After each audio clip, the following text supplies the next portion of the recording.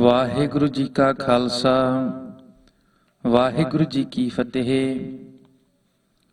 ਗੁਰੂ ਰੂਪ ਗੁਰੂ ਖਾਲਸਾ ਸਾਧ ਸੰਗਤ ਜੀ ਅਤੇ ਪਿਆਰੇ ਬੱਚਿਓ, ਆਪ ਜੀ ਲਈ ਇੱਕ ਪਿਆਰਾ ਜਿਹਾ ਉਦਮ ਹੈ ਜੋ ਸਾਹਿਬੇ ਕਮਾਲ ਸਾਹਿਬ ਸ੍ਰੀ ਗੁਰੂ ਗੋਬਿੰਦ ਸਿੰਘ ਜੀ ਮਹਾਰਾਜ ਜੀ ਦੀ ਚਲਾਈ ਹੋਈ ਟਕਸਾਲ, ਜਿਸ ਦੇ ਪਹਿਲੇ ਮੁਖੀ ਬਾਬਾ ਦੀਪ ਸਿੰਘ ਜੀ ਸਨ। ਸੋ ਉਸ ਟਕਸਾਲ ਵੱਲੋਂ ਛਪੀਆਂ ਹੋਈਆਂ ਧਰਮ ਪੋਥੀਆਂ, ਜਿਸ ਦੇ 4 ਭਾਗ ਹਨ, ਉਹਨਾਂ ਨੂੰ ਆਡੀਓ CD ਦੇ ਰੂਪ ਵਿੱਚ ਆਪ ਜੀ ਦੇ ਸਨਮੁਖ ਲਿਆਉਣ ਦਾ ਯਤਨ ਕੀਤਾ ਹੈ। ਸੋ ਇਹਨਾਂ 4 ਧਰਮ ਪੋਥੀਆਂ ਵਿੱਚ ਪਹਿਲੇ ਪਾਤਸ਼ਾਹ ਸਾਹਿਬ ਸ੍ਰੀ ਗੁਰੂ ਨਾਨਕ ਦੇਵ ਜੀ ਮਹਾਰਾਜ, ਦੂਸਰੇ ਪਾਤਸ਼ਾਹ ਸ੍ਰੀ ਗੁਰੂ ਅੰਗਦ ਦੇਵ ਜੀ ਮਹਾਰਾਜ, ਤੀਸਰੇ ਪਾਤਸ਼ਾਹ ਸ੍ਰੀ ਗੁਰੂ ਅਮਰਦਾਸ ਜੀ ਮਹਾਰਾਜ ਅਤੇ ਚੌਥੇ ਪਾਤਸ਼ਾਹ ਸਾਹਿਬ ਸ੍ਰੀ ਗੁਰੂ ਰਾਮਦਾਸ ਜੀ ਮਹਾਰਾਜ ਜੀ ਦੇ ਜੀਵਨ ਤੇ ਆਧਾਰਿਤ ਕੁਝ ਸਾਖੀਆਂ ਹਨ। ਸੋ ਜਿਵੇਂ ਜਿਵੇਂ ਇਸ ਪੁਸਤਕ ਵਿੱਚ ਸਾਖੀਆਂ ਛਪੀਆਂ ਹਨ, ਉਵੇਂ ਹੀ ਪੜ੍ਹਨ ਦਾ ਯਤਨ ਕੀਤਾ ਹੈ। ਸੋ ਸਭ ਤੋਂ ਪਹਿਲਾਂ ਦੱਸਣਾ ਕਰੀਏ ਕਿ ਸਾਖੀ ਦਾ ਭਾਵ ਕੀ ਹੈ। ਸੋ ਜੇ ਅਸੀਂ ਸਾਖੀ ਦਾ ਜੋ ਮੀਨਿੰਗ ਭਾਵ ਦੇਖੀਏ ਤਾਂ ਮਹਾਨ ਕੋਸ਼ ਵਿੱਚ ਸਾਖੀ ਦੇ ਇਸ ਤਰ੍ਹਾਂ ਮੀਨਿੰਗ ਅਰਥ ਆਉਂਦੇ ਹਨ। ਸਾਖੀ ਦਾ ਭਾਵ ਹੈ ਸਿੱਖਿਆ, ਉਪਦੇਸ਼, ਸਬਕ, ਸ਼ਬਦ, ਕਹਾਣੀ। ਸਾਖੀ ਦਾ ਭਾਵ ਵਾਰਤਾ, ਉਦਾਹਰਨ, ਮਿਸਾਲ, ਜੀਵਨ ਰਾਹਦਾਰੀ, ਗਵਾਹੀ, ਸ਼ਹਾਦਤ। ਪ੍ਰਤੱਖ ਰੂਪ ਵਿੱਚ ਸਾਖਿਆਤਤਾ, ਗਵਾਹ, ਵਿਚੋਲਾ, ਸਾਖਿਆਤ ਕਰਦਾ, ਵੇਖਦਾ ਹੈ। ਸਾਖੀ ਹੋਣਾ, ਪਰਮਾਤਮਾ ਦਾ ਸਾਖਿਆਤ ਦਰਸ਼ਨ ਕਰਨਾ। ਸੋ ਇਹ ਸਾਖੀ ਦੇ ਮਹਾਨ ਕੋਸ਼ ਵਿੱਚ ਅਰਥ ਆਏ ਹਨ। ਸੋ ਸਾਖੀ ਜਿਵੇਂ ਜਿਵੇਂ ਵਰਤਦੀ ਹੈ, ਜਿਵੇਂ ਜਿਵੇਂ ਬੋਲੀ ਜਾਂਦੀ ਹੈ, ਸਾਡੇ ਸਾਹਮਣੇ ਉਸੇ ਹੀ ਤਰ੍ਹਾਂ ਦਾ ਦ੍ਰਿਸ਼, ਉਸੇ ਤਰ੍ਹਾਂ ਦਾ ਹੀ ਮਾਹੌਲ ਆ ਜਾਂਦਾ ਹੈ ਕਿ ਜਿਵੇਂ ਗੁਰੂ ਸਾਹਿਬ ਜੀ ਦੇ ਜੀਵਨ ਤੇ ਆਧਾਰਿਤ ਕੋਈ ਵੀ ਸਾਖੀ ਪੜ੍ਹੀਏ ਤਾਂ ਉਵੇਂ ਉਵੇਂ ਜਿਵੇਂ ਗੁਰੂ ਸਾਹਿਬ ਸਾਡੇ ਸਾਹਮਣੇ ਪ੍ਰਤੱਖ ਹੁਣ ਕੌਤਕ ਹੋ ਰਹੇ ਹਨ, ਐਸਾ ਵਾਪਰ ਜਾਂਦਾ ਹੈ ਕਈ ਵੇਰ। ਸੋ ਮਹਾਰਾਜ ਜੀ ਦਾ ਬਚਨ ਹੈ, ਸੁਣ ਸਾਖੀ ਮਨ ਜਪ ਪਿਆਰ। ਸਾਖੀ ਨੂੰ ਸੁਣ ਕੇ ਸੋ ਮਨ ਵਿੱਚ ਪ੍ਰਭੂ ਪ੍ਰਾਪਤੀ ਦਾ ਪਿਆਰ ਪੈਦਾ ਹੁੰਦਾ ਹੈ।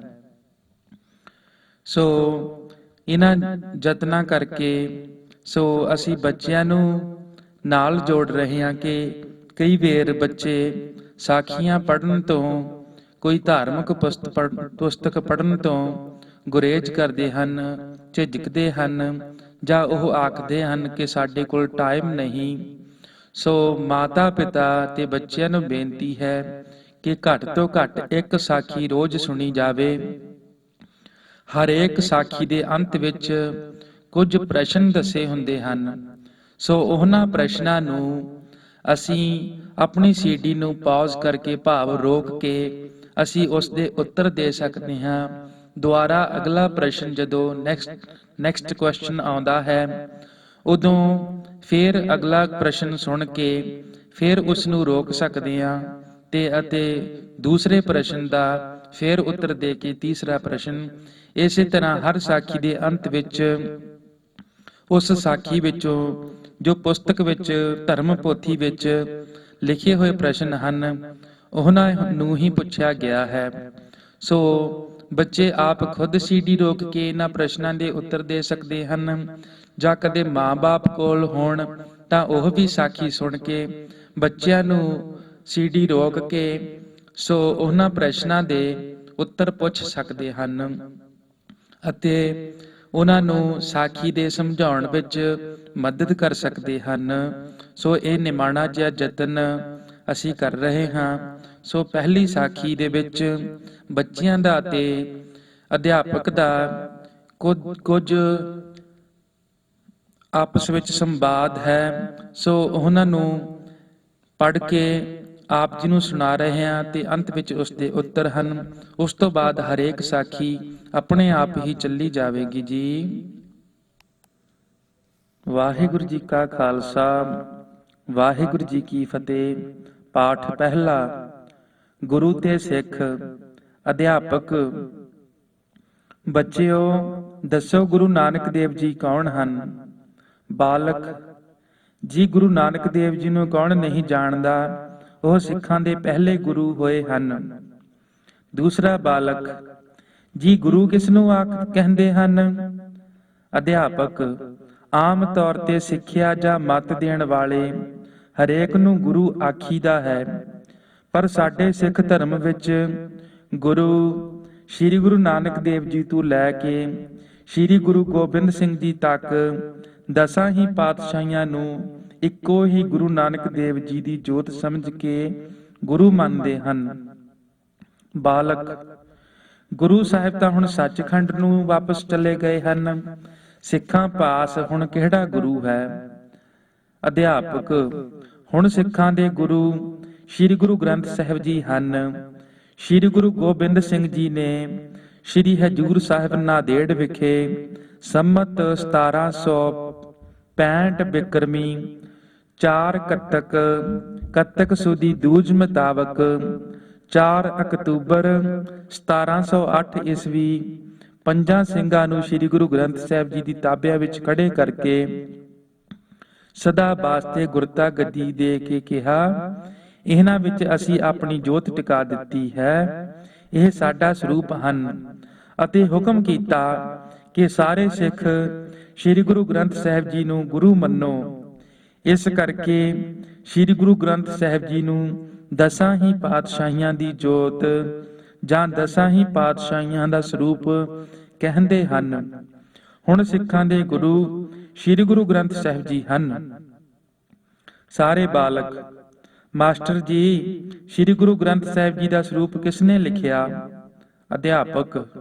ਬੱਚਿਓ, ਸ੍ਰੀ ਗੁਰੂ ਗ੍ਰੰਥ ਸਾਹਿਬ ਜੀ ਦਾ ਸਰੂਪ ਸ੍ਰੀ ਗੁਰੂ ਅਰਜਨ ਦੇਵ ਜੀ ਨੇ ਭਾਈ ਗੁਰਦਾਸ ਜੀ ਪਾਸੋਂ ਗੁਰਦੁਆਰਾ ਰਾਮਸਰ ਵਾਲੇ ਅਸਥਾਨ ਤੇ ਜੋ ਸ੍ਰੀ ਅੰਮ੍ਰਿਤਸਰ ਸਾਹਿਬ ਜੀ ਵਿੱਚ ਹੈ ਤੇ ਲਿਖਵਾਇਆ ਤੇ ਸੰਮਤ 1661 ਬਿਕਰਮੀ ਵੀਰਵਾਰ 17 ਹਾੜ ਭਾਦਰੋਂ ਸੁਦੀ ਏਕਮ ਮੁਤਾਬਕ 16 ਅਗਸਤ 1604 ਈਸਵੀ ਨੂੰ ਸ੍ਰੀ ਹਰਿਮੰਦਰ ਸਾਹਿਬ ਵਿੱਚ ਪਹਿਲਾ ਪ੍ਰਕਾਸ਼ ਕੀਤਾ। ਬਾਲਕ। ਮਾਸਟਰ ਜੀ, ਸਾਨੂੰ ਦਸਾਂ ਗੁਰੂ ਸਾਹਿਬਾਂ ਜੀ ਦੇ ਨਾਮ ਦੱਸੋ।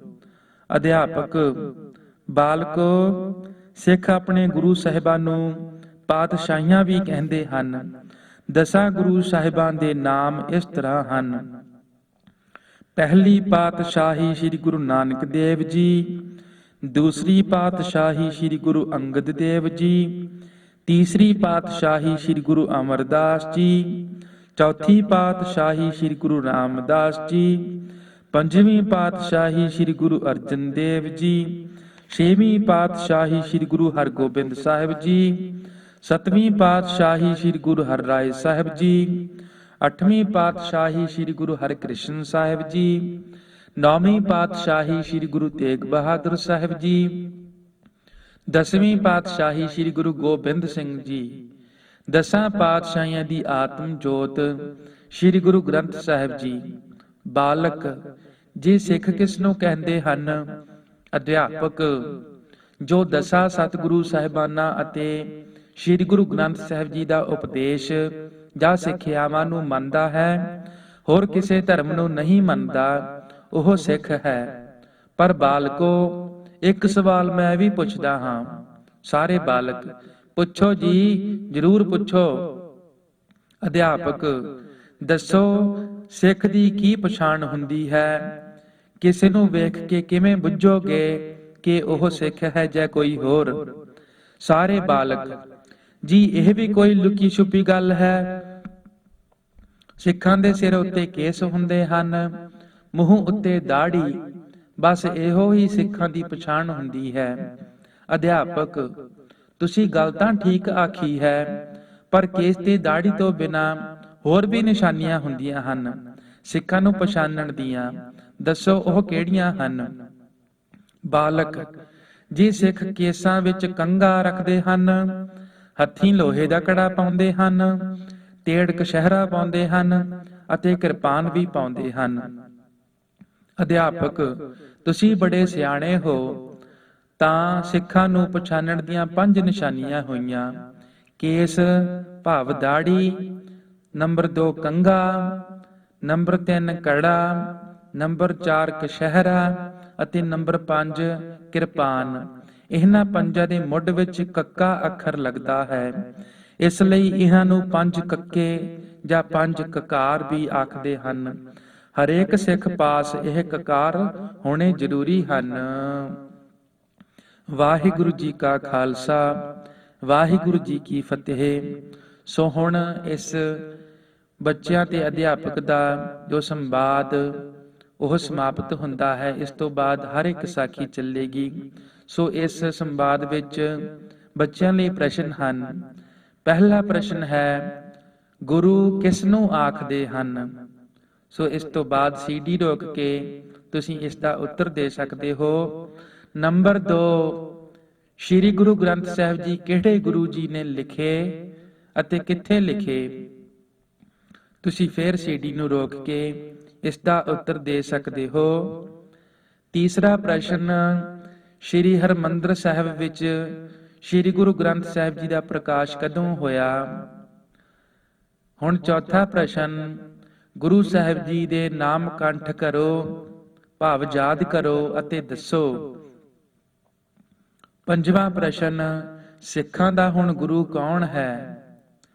ਛੇਵਾਂ ਪ੍ਰਸ਼ਨ, ਸਿੱਖ ਕਿਸ ਨੂੰ ਆਖਦੇ ਹਨ ਤੇ ਸਿੱਖੀ ਦੀਆਂ ਕੀ ਨਿਸ਼ਾਨੀਆਂ ਹਨ? ਸੋ ਇਸੇ ਪ੍ਰਕਾਰ ਹਰ ਇੱਕ ਸਾਖੀ ਦੇ ਅੰਤ ਵਿੱਚ ਇਹਨਾਂ ਪ੍ਰਸ਼ਨਾਂ ਦਾ ਉੱਤਰ ਦੇ ਕੇ ਆਪਣੇ ਸਤਿਗੁਰੂ ਜੀ ਦੀਆਂ ਖੁਸ਼ੀਆਂ ਪ੍ਰਾਪਤ ਕਰਨੀਆਂ ਜੀ। ਤੇ ਇਸ ਪ੍ਰਸ਼ਨਾਂ ਦੇ ਉੱਤਰ ਦੇਣ ਨਾਲ ਤੁਹਾਡੀ ਜਰਨਲ ਨੌਲੇਜ ਵੀ ਵੱਧਦੀ ਹੈ, ਤੁਹਾਡੇ ਗਿਆਨ ਵਿੱਚ ਵਾਧਾ ਹੁੰਦਾ ਹੈ। ਸੋ ਸਾਰਿਆਂ ਨੇ ਇਹਨਾਂ ਸਾਖੀਆਂ ਤੋਂ ਬਹੁਤ ਵੱਧ ਤੋਂ ਵੱਧ ਲਾਹਾ ਲੈਣਾ ਅਤੇ ਯਤਨ ਕਰਨਾ ਕਿ ਬੱਚਿਆਂ ਨੂੰ ਹਰ ਰੋਜ਼ ਇਹ ਸਾਖੀਆਂ ਸੁਣਾਈਆਂ ਜਾਣ ਅਤੇ ਵੱਧ ਤੋਂ ਵੱਧ ਸੀਡੀਆਂ ਬਣਾ ਕੇ ਹੋਰਨਾਂ ਬੱਚਿਆਂ ਨੂੰ ਵੀ ਵੰਡੀਆਂ ਜਾਣ। ਵਾਹਿਗੁਰੂ ਜੀ ਕਾ ਖਾਲਸਾ, ਵਾਹਿਗੁਰੂ ਜੀ ਕੀ ਫਤਿਹ। ਵਾਹਿਗੁਰੂ।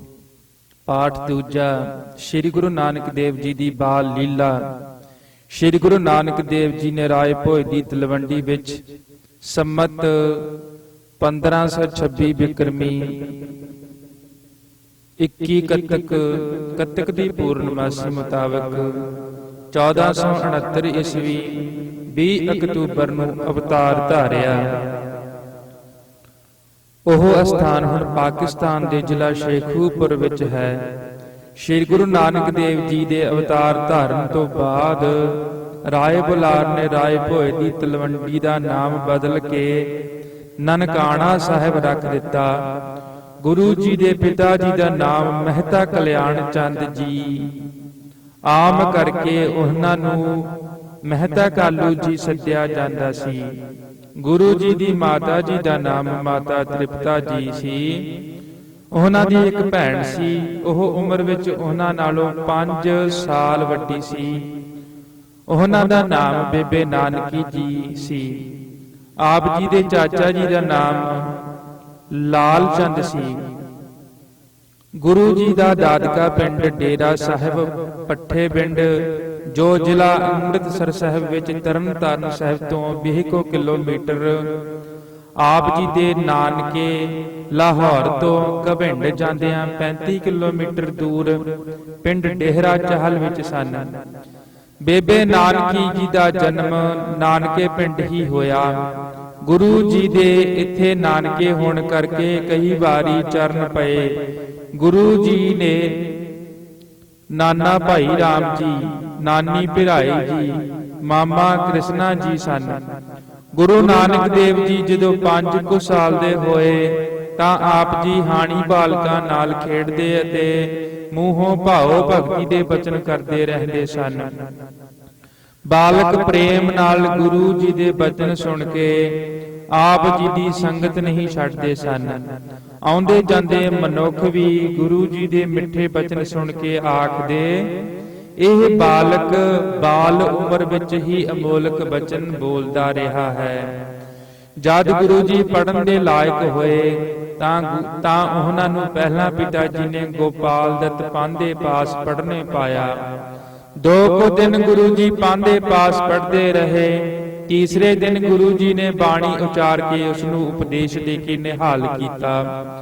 ਪਾਂਧੇ ਨੇ ਬਾਬਾ ਕਾਲੂ ਜੀ ਨੂੰ ਕਿਹਾ, ਤੁਹਾਡੇ ਪੁੱਤਰ ਨੇ ਪਹਿਲਾਂ ਹੀ ਸਭ ਕੁਝ ਪੜ੍ਹਿਆ ਹੋਇਆ ਹੈ, ਇਸ ਨੂੰ ਪੜ੍ਹਨ ਦੀ ਕੋਈ ਲੋੜ ਨਹੀਂ। ਫਿਰ ਪਿਤਾ ਜੀ ਨੇ ਗੁਰੂ ਜੀ ਨੂੰ ਨੂਰਦੀਨ ਮੁੱਲਾ ਪਾਸ ਫਾਰਸੀ ਪੜ੍ਹਨੇ ਪਾਇਆ। 2 ਕੁ ਦਿਨ ਪੜ੍ਹਨ ਤੋਂ ਬਾਅਦ ਮੁੱਲਾ ਨੂੰ ਵੀ ਫਾਰਸੀ ਵਿੱਚ ਬਾਣੀ ਉਚਾਰ ਕੇ ਉਪਦੇਸ਼ ਦੇ ਕੇ ਨਿਹਾਲ ਕੀਤਾ। ਬਚਨ ਹਨ, ਜਗ ਅਰਜ ਗੁਫਤਮ ਪੇਸ ਤੋ ਦਰਗੋਸ ਕੁਨ ਕਰਤਾਰ, ਹੱਕਾ ਕਬੀਰ ਕਰੀਮ ਤੂੰ ਬੇਐਬ ਪਰਵਦਗਾਰ, ਦੁਨੀਆ ਮਕਾਮੇ ਫਾਨੀ ਤਹਕੀਕ ਦਿਲਦਾਨੀ, ਮਮ ਸਰ ਮੂਏ ਅਜ਼ਰਾਇਲ ਗ੍ਰਿਫਤ ਹੈ ਦਿਲ ਹੇਠ ਨਾਦਾਨੀ। ਇਸ ਸ਼ਬਦ ਉਚਾਰ ਕੇ ਨਿਹਾਲ ਕੀਤਾ। ਇਸ ਤਰ੍ਹਾਂ ਗੁਰੂ ਜੀ ਦੀਆਂ ਬਾਲ ਉਮਰ ਵਿੱਚ ਦੀਆਂ ਗੱਲਾਂ ਬੜੀਆਂ ਅਚਰਜ ਹਨ। ਉਹਨਾਂ ਨੂੰ ਗੁਰੂ ਜੀ ਦੀ ਬਾਲ ਲੀਲਾ ਕਹਿੰਦੇ ਹਨ। ਗੁਰੂ ਜੀ ਦਾ ਦਿਲ ਬੜਾ ਦਇਆ ਨਾਲ ਭਰਿਆ ਸੀ। ਜਦ ਵੀ ਕਿਸੇ ਗਰੀਬ ਗੁਰਬੇ ਜਾਂ ਨੰਗੇ ਭੁੱਖੇ ਨੂੰ ਵੇਖਦੇ ਤਾਂ ਉਹਨਾਂ ਕੁਝ ਨਾ ਕੁਝ ਜ਼ਰੂਰ ਦਿੰਦੇ। ਗੁਰੂ ਜੀ ਹਰ ਵੇਲੇ ਪਰਮੇਸ਼ਰ ਦਾ ਨਾਮ ਲੈਂਦੇ ਰਹਿੰਦੇ ਅਤੇ ਸੰਗੀਆਂ ਸਾਥੀਆਂ ਨੂੰ ਵੀ ਨਾਮ ਜਪਣ ਲਈ ਵੱਲ ਲਾਈ ਰੱਖਦੇ। ਕੁਝ ਸਮੇਂ ਤੋਂ ਬਾਅਦ ਗੁਰੂ ਜੀ ਉਦਾਸ ਬ੍ਰਿਤੀ ਵਿੱਚ ਰਹਿਣ ਲੱਗ ਪਏ। ਇਹ ਵੇਖ ਕੇ ਕਈ ਆਖਦੇ ਇਸ ਬਾਲਕ ਨੂੰ ਛਾਇਆ ਚਿੰਬੜ ਗਈ ਹੈ, ਕਈ ਆਖਦੇ ਇਸ ਨੂੰ ਨਜ਼ਰ ਲੱਗ ਗਈ ਹੈ। ਮੂਰਖ ਲੋਕ ਗੁਰੂ ਜੀ ਦੇ ਕੌਤਕ ਨਹੀਂ ਸਨ ਜਾਣਦੇ। ਕੁਝ ਸਮਾਂ ਇਸ ਤਰ੍ਹਾਂ ਬੀਤ ਗਿਆ। ਬਾਬਾ ਕਾਲੂ ਜੀ ਨੇ ਸੋਚਿਆ, ਇਹਨਾਂ ਦਾ ਦਿਲ ਨਹੀਂ ਲੱਗਦਾ, ਇਸ ਕਰਕੇ ਇਹਨਾਂ ਨੂੰ ਕਿਸੇ ਕੰਮ ਵਿੱਚ ਲਾਈਏ। ਇਹ ਸੋਚ ਕੇ ਬਾਬਾ ਕਾਲੂ ਜੀ ਨੇ ਗੁਰੂ ਜੀ ਨੂੰ ਕਿਹਾ, ਸਾਡੇ ਨੌਕਰ ਪਸ਼ੂਆਂ ਦੀ ਚੰਗੀ ਤਰ੍ਹਾਂ ਸਾਂਭ ਸੰਭਾਲ ਨਹੀਂ ਕਰਦੇ, ਤੁਸੀਂ ਕੱਲ ਤੋਂ ਗਊਆਂ ਮੱਝਾਂ ਨੂੰ ਚਾਰ ਕੇ ਲਿਆਇਆ ਕਰੋ। ਗੁਰੂ ਜੀ ਨੇ 7 ਬਚਨ ਆਖ ਕੇ ਕਿਹਾ, ਪਿਤਾ ਜੀ ਸਵੇਰ ਤੋਂ ਮੈਂ ਪਸ਼ੂ ਚਾਰ ਕੇ ਲਿਆਇਆ ਕਰਾਂਗਾ। ਗੁਰੂ ਜੀ ਦੂਜੇ ਦਿਨ ਸੂਰਜ ਚੜੇ ਪਸ਼ੂਆਂ ਨੂੰ ਚਾਰਨ ਵਾਸਤੇ ਲੈ ਗਏ। ਸਾਰਾ ਦਿਨ ਜੰਗਲ ਵਿੱਚ ਪਸ਼ੂ ਚਰਦੇ ਰਹੇ। ਸ਼ਾਮ ਵੇਲੇ ਪਸ਼ੂਆਂ ਨੂੰ ਘਰ ਲੈ ਆਏ। ਬਾਬਾ ਕਾਲੂ ਜੀ ਇਹ ਵੇਖ ਕੇ ਬਹੁਤ ਖੁਸ਼ ਹੋਏ। ਗੁਰੂ ਜੀ ਹਰ ਰੋਜ਼ ਪਸ਼ੂਆਂ ਨੂੰ ਚਾਰਨ ਵਾਸਤੇ ਲੈ ਜਾਂਦੇ। ਇੱਕ ਦਿਨ ਗੁਰੂ ਜੀ ਆਰਾਮ ਕਰਨ ਲੱਗ ਪਏ। ਪਸ਼ੂ ਕਣਕ ਦੀ ਇੱਕ ਪੈਲੀ ਵਿੱਚ ਵੜ ਗਏ ਤੇ ਕਣਕ ਦਾ ਸਾਰਾ ਖੇਤ ਚਰ ਕੇ ਉਸੇ ਵਿੱਚ ਬੈਠ ਗਏ। ਇਤਨੇ ਸਮੇਂ ਵਿੱਚ ਖੇਤ ਦਾ ਮਾਲਕ ਆ ਗਿਆ। ਉਸਨੇ ਕਣਕ ਦੀ ਫਸਲ ਉਜੜੀ ਅਤੇ ਪਸ਼ੂ ਪੈਲੀ ਵਿੱਚ ਬੈਠੇ ਵੇਖ ਕੇ ਉਹ ਹੈਰਾਨ ਹੋ ਗਿਆ। ਪੈਲੀ ਦਾ ਮਾਲਕ ਕਹਿਣ ਲੱਗਾ ਕਿ ਮੇਰੀ ਪੈਲੀ ਇਸ ਢੀਠ ਨੇ ਨਿਖਸਮੀ ਜਾਣ ਕੇ ਉਜਾੜ ਦਿੱਤੀ ਹੈ। ਇਤਨੀ ਗੱਲ ਸੁਣ ਕੇ ਗੁਰੂ ਜੀ ਜਾਗ ਪਏ ਤੇ ਪੈਲੀ ਵਿੱਚੋਂ ਪਸ਼ੂ ਬਾਹਰ ਕੱਢਣ ਲੱਗ ਪਏ। ਜ਼ਿਮੀਂਦਾਰ ਨੇ ਕਿਹਾ, ਖੇਤ ਦਾ ਉਜਾੜਾ ਭਰ, ਨਹੀਂ ਤਾਂ ਰਾਹੇ ਬੁਲਾਰ ਪਾਸ ਚੱਲ। ਉਸਨੇ ਗੁਰੂ ਜੀ ਨਾਲ ਝਗੜਦੇ ਨੇ ਰਾਏ ਬੁਲਾਰ ਪਾਸ ਜਾ ਸ਼ਿਕਾਇਤ ਕੀਤੀ ਕਿ ਤੁਹਾਡੇ ਪਟਵਾਰੀ ਦੇ ਪੁੱਤਰ ਨੇ ਮੇਰੀ ਕਣਕ ਦੀ ਸਾਰੀ ਫਸਲ ਉਜਾੜ ਦਿੱਤੀ ਹੈ। ਹੇ ਰਾਜਨ, ਮੇਰਾ ਨਿਆਂ ਕਰੋ। ਇਹ ਸੁਣ ਕੇ ਰਾਏ ਬੁਲਾਰ ਨੇ ਬਾਬਾ ਕਾਲੂ ਜੀ ਨੂੰ ਬੁਲਾ ਕੇ ਕਿਹਾ ਕਿ ਤੇਰੇ ਪੁੱਤਰ ਮਸਤਾਨਾ ਹੈ, ਇਸ ਨੂੰ ਪਸ਼ੂ ਚਾਰਨ ਵਾਸਤੇ ਕਿਉਂ ਘੱਲਿਆ ਹੈ। ਸਤਿਗੁਰੂ ਜੀ ਨੇ ਰਾਏ ਬੁਲਾਰ ਤੋਂ ਇਸ ਤਰ੍ਹਾਂ ਦੇ ਬਚਨ ਸੁਣ ਕੇ ਪਸ਼ੂਆਂ ਨੇ ਖੇਤ ਦਾ ਕੋਈ ਨੁਕਸਾਨ ਨਹੀਂ ਕੀਤਾ। ਖੇਤੀ ਉਸੇ ਤਰ੍ਹਾਂ ਹੀ ਹਰੀ ਭਰੀ ਹੈ। ਜ਼ਿਮੀਂਦਾਰ ਨੇ ਕਿਹਾ, ਇਸਨੇ ਮੇਰੀ ਖੇਤੀ ਸਾਰੀ ਉਜਾੜ ਦਿੱਤੀ ਹੈ। ਦੋਹਾਂ ਤੋਂ ਇਸ ਤਰ੍ਹਾਂ ਸੁਣ ਕੇ ਰਾਏ ਬੁਲਾਰ ਨੇ ਇੱਕ ਆਦਮੀ ਨੂੰ ਖੇਤ ਵੇਖਣ ਵਾਸਤੇ ਭੇਜਿਆ। ਸਤਿਗੁਰਾਂ ਦੇ ਬਚਨ ਨਾਲ ਖੇਤੀ ਉਸੇ ਤਰ੍ਹਾਂ ਹਰੀ ਭਰੀ ਹੋ ਗਈ। ਕਣਕ ਦਾ ਖੇਤ ਉਸੇ ਤਰ੍ਹਾਂ ਹਰਾ ਭਰਾ ਵੇਖ ਕੇ ਉਸ ਮਨੁੱਖ ਨੇ ਆ ਕੇ ਕਿਹਾ ਕਿ ਜ਼ਿਮੀਂਦਾਰ ਝੂਠੀ ਦੁਹਾਈ ਦੇ ਰਿਹਾ ਹੈ। ਜਦੋਂ ਜ਼ਿਮੀਂਦਾਰ ਨੇ ਇਸ ਤਰ੍ਹਾਂ ਦੇ ਬਚਨ ਸੁਣੇ ਤਾਂ ਆਪ ਵੇਖਣ ਗਿਆ। ਉਸੇ ਤਰ੍ਹਾਂ ਕਣਕ ਹਰੀ ਭਰੀ ਵੇਖ ਕੇ ਹੈਰਾਨ ਹੋ ਗਿਆ ਅਤੇ ਸ਼ਰਮਿੰਦਾ ਹੋ ਕੇ ਰਾਏ ਬੁਲਾਰ ਪਾਸ ਵਾਪਸ ਨਾ ਗਿਆ। ਰਾਏ ਬੁਲਾਰ ਨੇ ਜਾਣਿਆ ਜ਼ਿਮੀਂਦਾਰ ਝੂਠਾ ਹੈ। ਮਾੜੇ ਭਾਗਾਂ ਵਾਲਾ ਜ਼ਿਮੀਂਦਾਰ ਸਤਿਗੁਰੂ ਦੇ ਕੌਤਕ ਵੇਖ ਕੇ ਉਹਨਾਂ ਦੇ ਚਰਨੀ ਨਹੀਂ ਪੈ ਸਕਿਆ। ਬਾਬਾ ਕਾਲੂ ਜੀ ਅਤੇ ਸਤਿਗੁਰੂ ਜੀ ਘਰ ਨੂੰ ਵਾਪਸ ਆ ਗਏ।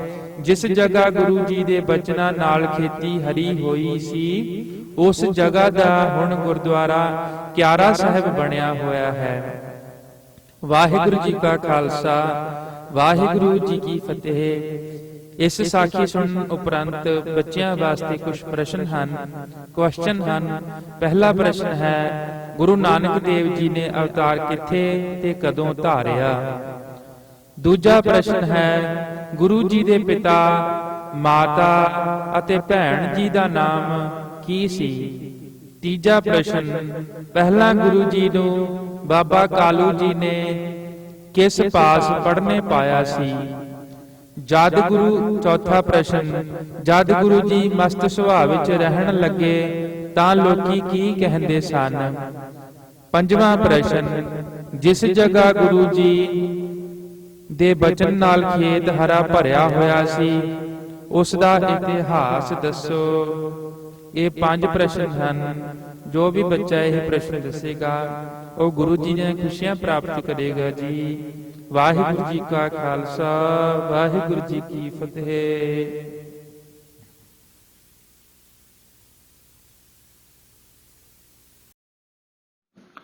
ਪਾਠ ਤੀਜਾ, ਸੱਪ ਨੇ ਛਾਂ ਕਰਨੀ। ਸ੍ਰੀ ਗੁਰੂ ਨਾਨਕ ਦੇਵ ਜੀ ਵਿਸਾਖ ਦੇ ਮਹੀਨੇ ਜੰਗਲ ਵਿੱਚ ਗਊਆਂ ਤੇ ਮੱਝਾਂ ਨੂੰ ਚਾਰ ਰਹੇ ਸਨ। ਜਦੋਂ ਦੁਪਹਿਰ ਹੋਈ ਤਾਂ ਗੁਰੂ ਜੀ ਇੱਕ ਸੰਘਣੇ ਰੁੱਖ ਦੀ ਛਾਵੇਂ ਕੱਪੜਾ ਵਿਛਾ ਕੇ ਲੰਮੇ ਪੈ ਗਏ। ਜਦੋਂ ਕੁਝ ਸਮਾਂ ਬੀਤਿਆ ਹੋਇਆ ਤਾਂ ਸੂਰਜ ਢਲ ਗਿਆ ਤੇ ਦਰਖਤਾਂ ਦਾ ਪਰਛਾਵਾਂ ਦੂਜੇ ਪਾਸੇ ਹੋ ਗਿਆ। ਸ਼ੇਸ਼ਨਾਗ ਨੇ ਇਸ ਤਰ੍ਹਾਂ ਵੇਖ ਕੇ ਸੋਚਿਆ ਕਿ ਮੈਂ ਵੀ ਇਹਨਾਂ ਦੀ ਸੇਵਾ ਵਿੱਚ ਹਿੱਸਾ ਪਾਵਾਂ ਤੇ ਧੁੱਪ ਹਟਾ ਕੇ ਛਾਂ ਕਰਾਂ। ਇਸ ਤਰ੍ਹਾਂ ਸੋਚ ਕੇ ਉਸਨੇ ਰੂਪ ਵਟਾ ਕੇ ਇੱਕ ਚਿੱਟੇ ਦੁੱਧ ਵਰਗੇ ਸੱਪ ਦੇ ਰੂਪ ਵਿੱਚ ਆ ਕੇ ਚਰਨਾਂ ਵੱਲ ਮੱਥਾ ਟੇਕ ਕੇ 3 ਪਰਿਕਰਮਾ ਕਰਕੇ ਸਿਰ ਵਾਲੇ ਪਾਸੇ ਆਪਣਾ ਫਨ ਖਿਲਾਰ ਕੇ ਛਾਂ ਕਰ ਦਿੱਤੀ। ਇਸ ਤਰ੍ਹਾਂ ਛਾਂ ਕੀਤੀ ਨੂੰ ਕਿੰਨਾ ਹੀ ਸਮਾਂ ਬੀਤ ਗਿਆ। ਤਲਵੰਡੀ ਦਾ ਰਾਜਾ ਰਾਏ ਬੁਲਾਰ ਕਿਸੇ ਪਾਸੇ ਤੋਂ ਫੌਜ ਸਮੇਤ ਤਲਵੰਡੀ ਨੂੰ ਆ ਰਿਹਾ ਸੀ। ਉਸ ਦੇ ਭਾਗ ਜਾਗ ਪਏ। ਉਹ ਸੱਪ ਨੂੰ ਵੇਖ ਕੇ ਨੇੜੇ ਆਇਆ। ਉਸ ਨੇ ਸੋਚਿਆ ਜਾਂ ਤਾਂ ਸੱਪ ਨੇ ਬਾਲਕ ਨੂੰ ਮਾਰ ਦਿੱਤਾ ਹੈ, ਜੇ ਜਿਉਂਦਾ ਹੈ ਤਾਂ ਜ਼ਰੂਰ ਕੋਈ ਅਵਤਾਰ ਹੋਵੇਗਾ, ਤਾਂ ਸੱਪ ਨੇ ਇਸ ਦੀ ਸੇਵਾ ਕੀਤੀ ਹੈ। ਅੱਗੇ ਵੇਖਣ ਵਾਸਤੇ ਆਪਣਾ ਇੱਕ ਨੌਕਰ ਭੇਜਿਆ। ਉਸ ਨੂੰ ਵੇਖ ਕੇ ਸੱਪ ਉੱਥੋਂ ਚਲਿਆ ਗਿਆ। ਫਿਰ ਰਾਜਾ ਘੋੜੇ ਤੋਂ ਚੜ੍ਹ ਕੇ ਵੇਖਣ ਵਾਸਤੇ ਆਇਆ, ਜਿਸ ਦੇ ਨਾਲ ਬਹੁਤ ਸਾਰੇ ਸੂਰਮਿਆਂ ਦੀ ਭੀੜ ਸੀ। ਸਾਰੇ ਪਾਪਾਂ ਦੇ ਨਾਸ਼ ਕਰਨ ਵਾਲੇ ਸਤਿਗੁਰੂ ਜੀ ਨੂੰ ਰਾਜੇ ਨੇ ਘੋੜੇ ਤੋਂ ਉਤਰ ਕੇ ਬਹੁਤੇ ਪ੍ਰੇਮ ਨਾਲ ਮੱਥਾ ਟੇਕਿਆ ਅਤੇ ਜਾਣਿਆ ਇਹ ਅਵਤਾਰ ਹਨ। ਉਸ ਦਿਨ ਤੋਂ ਰਾਜਾ ਸਤਿਗੁਰੂ ਜੀ ਨੂੰ ਅਵਤਾਰ ਰੂਪ ਸਮਝਣ ਲੱਗ ਪਿਆ। ਫਿਰ ਕਦੇ ਵੀ ਨਾ ਡੋਲਿਆ। ਰਾਜਾ ਘੋੜੇ ਉੱਤੇ ਚੜ੍ਹ ਕੇ ਖੁਸ਼ੀ-ਖੁਸ਼ੀ ਫੌਜਾਂ ਸਮੇਤ ਘਰ ਨੂੰ ਆ ਗਿਆ ਤੇ ਆਪਣੇ ਮਨ ਵਿੱਚ ਸੋਚਣ ਲੱਗਾ, ਜਦੋਂ ਇਹ ਜਵਾਨ ਹੋਵੇਗਾ ਤਾਂ ਮੈਂ ਇਹਨਾਂ ਨੂੰ ਬੇਨਤੀ ਕਰਾਂਗਾ, ਮੈਨੂੰ ਜਨਮ ਮਰਨ ਤੋਂ ਮੁਕਤ ਕਰ ਦਿਓ। ਆਪਣੇ ਇੱਕ ਨੌਕਰ ਨੂੰ ਭੇਜ ਕੇ ਬਾਬਾ ਕਾਲੂ ਜੀ ਨੂੰ ਦੱਸਿਆ ਅਤੇ ਆਦਰ ਨਾਲ ਕੋਲ ਬਿਠਾ ਕੇ ਕਿਹਾ, ਕਲਿਆਣ ਚੰਦ, ਤੂੰ ਆਪਣੇ ਪੁੱਤਰ ਨੂੰ ਪੁੱਤਰ ਨਾ ਸਮਝੀ। ਇਹ ਤੇਰੇ ਘਰ ਵਿੱਚ ਪਰਮੇਸ਼ਰ ਅਵਤਾਰ ਧਾਰ ਕੇ ਆਏ ਹਨ। ਤੇਰੇ ਪਿਛਲੇ ਵੱਡੇ ਭਾਗ ਜਾਗ ਪਏ ਹਨ। ਤੇਰੇ ਬਰਾਬਰ ਮੈਂ ਹੋਰ ਕਿਸੇ ਨੂੰ ਨਹੀਂ ਦੇਖਦਾ। ਇਹਨਾਂ ਨੂੰ ਭੋਜਨ, ਵਸਤਰ ਪ੍ਰੇਮ ਨਾਲ ਦਿੰਦਾ ਰਹੀਂ। ਆਪਣਾ ਪੁੱਤਰ ਜਾਣ ਕੇ ਇਹਨਾਂ ਦਾ ਨਿਰਾਦਰ ਨਾ ਕਰੀ। ਇਹਨਾਂ ਤੇ ਪਰਮੇਸ਼ਰ ਦਾ ਅਵਤਾਰ ਜਾਣ ਕੇ ਸਰਦਾ ਰੱਖੀ। ਰਾਏ ਬੁਲਾਰ ਨੇ ਬਾਬਾ ਕਾਲੂ ਜੀ ਨੂੰ ਸੱਪ ਤੇ ਛਾਂ ਕਰਨ ਦੀ ਸਾਰੀ ਗੱਲ ਦੱਸੀ। ਇਹ ਸੁੱਤੇ ਪਏ ਸਨ ਤਾਂ ਇਹਨਾਂ ਉੱਪਰ ਧੁੱਪ ਆ ਗਈ। ਸੱਪ ਨੇ ਇਹਨਾਂ ਉੱਪਰ ਛਾਂ ਕੀਤੀ ਹੋਈ ਸੀ। ਸਾਨੂੰ ਵੇਖ ਕੇ ਸੱਪ ਚਲਿਆ ਗਿਆ। ਇਹ ਸੁਣ ਕੇ ਬਾਬਾ ਕਾਲੂ ਜੀ ਨੇ ਆਖਿਆ, ਠੀਕ ਹੈ, ਉਹਨਾਂ ਉੱਪਰ ਮਾਇਆ ਦਾ ਮੋਹ ਸੀ। ਸਾਰੀ ਮਾਇਆ ਗੁਰੂ ਜੀ ਦੇ ਹੁਕਮ ਵਿੱਚ ਹੈ। ਜਿਵੇਂ ਉਸ ਨੂੰ ਚਲਾਉਂਦੇ ਹਨ ਉਸੇ ਤਰ੍ਹਾਂ ਹੀ ਚੱਲਦੀ ਹੈ। ਬਾਬਾ ਕਾਲੂ ਜੀ ਖੁਸ਼ੀ-ਖੁਸ਼ੀ ਘਰ ਨੂੰ ਆ ਗਏ। ਗੁਰੂ ਜੀ ਨੇ ਪ੍ਰਸੰਨ ਚਿੱਤ ਨਾਲ ਪਸ਼ੂ ਚਾਰ ਕੇ ਘਰ ਲਿਆਂਦੇ। ਉਸ ਦਿਨ ਤੋਂ ਤਲਵੰਡੀ ਨਗਰ ਦੇ ਘਰ-ਘਰ ਵਿੱਚ ਗੁਰੂ ਜੀ ਦਾ ਜਸ ਹੋਣ ਲੱਗ ਪਿਆ। ਸਾਰੇ ਆਪਸ ਵਿੱਚ ਗੱਲਾਂ ਕਰਦੇ ਹਨ ਕਿ ਕਾਲੂ ਜੀ ਦੇ ਪੁੱਤਰ ਸ਼ਕਤੀ ਵਾਲੇ ਹਨ। ਇਹਨਾਂ ਉੱਪਰ ਸੱਪ ਨੇ ਛਾਂ ਕੀਤੀ ਅਤੇ ਇਹ ਕੌਤਕ ਰਾਏ ਬੁਲਾਰ ਜੀ ਨੇ ਆਪਣੇ ਅੱਖੀ ਵੇਖਿਆ ਹੈ। ਇਹ ਸ਼ਕਤੀ ਨੂੰ ਛੁਪਾ ਕੇ ਰੱਖਦੇ ਹਨ ਅਤੇ ਜ਼ਾਹਰ ਨਹੀਂ ਹੋਣ ਦਿੰਦੇ। ਵਾਹਿਗੁਰੂ ਜੀ ਕਾ ਖਾਲਸਾ, ਵਾਹਿਗੁਰੂ ਜੀ ਕੀ ਫਤਿਹ। ਬੱਚਿਆਂ ਲਈ ਪ੍ਰਸ਼ਨ। ਪਹਿਲਾ ਪ੍ਰਸ਼ਨ, ਸ੍ਰੀ ਗੁਰੂ ਨਾਨਕ ਦੇਵ ਜੀ ਦੀ ਸ਼ੇਸ਼ਨਾਗ ਨੇ ਕੀ ਸਮਝ ਕੇ ਸੇਵਾ ਕੀਤੀ ਸੀ? ਦੂਸਰਾ ਪ੍ਰਸ਼ਨ, ਰਾਏ ਬੁਲਾਰ ਨੇ ਗੁਰੂ ਜੀ ਨੂੰ ਕਿਸ ਕਾਰਨ ਕਰਕੇ ਅਵਤਾਰ ਰੂਪ ਸਮਝਿਆ? ਤੀਸਰਾ ਪ੍ਰਸ਼ਨ, ਰਾਏ ਬੁਲਾਰ ਆਪਣੀ ਕਲਿਆਣ ਵਾਸਤੇ ਕੀ ਸੋਚਦਾ ਸੀ? ਚੌਥਾ ਪ੍ਰਸ਼ਨ, ਰਾਏ ਬੁਲਾਰ ਨੇ ਬਾਬਾ ਕਾਲੂ ਜੀ ਨੂੰ ਗੁਰੂ ਜੀ ਬਾਰੇ ਕੀ ਕਿਹਾ? ਪੰਜਵਾਂ ਪ੍ਰਸ਼ਨ, ਗੁਰੂ ਜੀ ਰਾਏ ਬੁਲਾਰ ਤੋਂ ਸੁਣ ਕੇ ਨਗਰ ਵਾਸੀ ਕੀ ਕਹਿੰਦੇ ਸਨ? ਇਹਨਾਂ ਪੰਜਾਂ ਪ੍ਰਸ਼ਨਾਂ ਦੇ ਉੱਤਰ ਵਿਦਿਆਰਥੀ ਦੇਣ। ਗੁਰੂ ਮਹਾਰਾਜ ਜੀ ਦੀਆਂ ਖੁਸ਼ੀਆਂ ਪ੍ਰਾਪਤ ਕਰਨ। ਵਾਹਿਗੁਰੂ ਜੀ ਕਾ ਖਾਲਸਾ, ਵਾਹਿਗੁਰੂ ਜੀ ਕੀ ਫਤਿਹ। ਵਾਹਿਗੁਰੂ ਜੀ ਕਾ ਖਾਲਸਾ, ਵਾਹਿਗੁਰੂ ਜੀ ਕੀ ਫਤਿਹ। ਪਾਠ ਚੌਥਾ। ਗੁਰੂ ਜੀ ਨੇ ਖੇਤੀ ਬੀਜਣੀ, ਰੁੱਖਾਂ ਦੀ ਛਾਂ ਟਿਕੀ।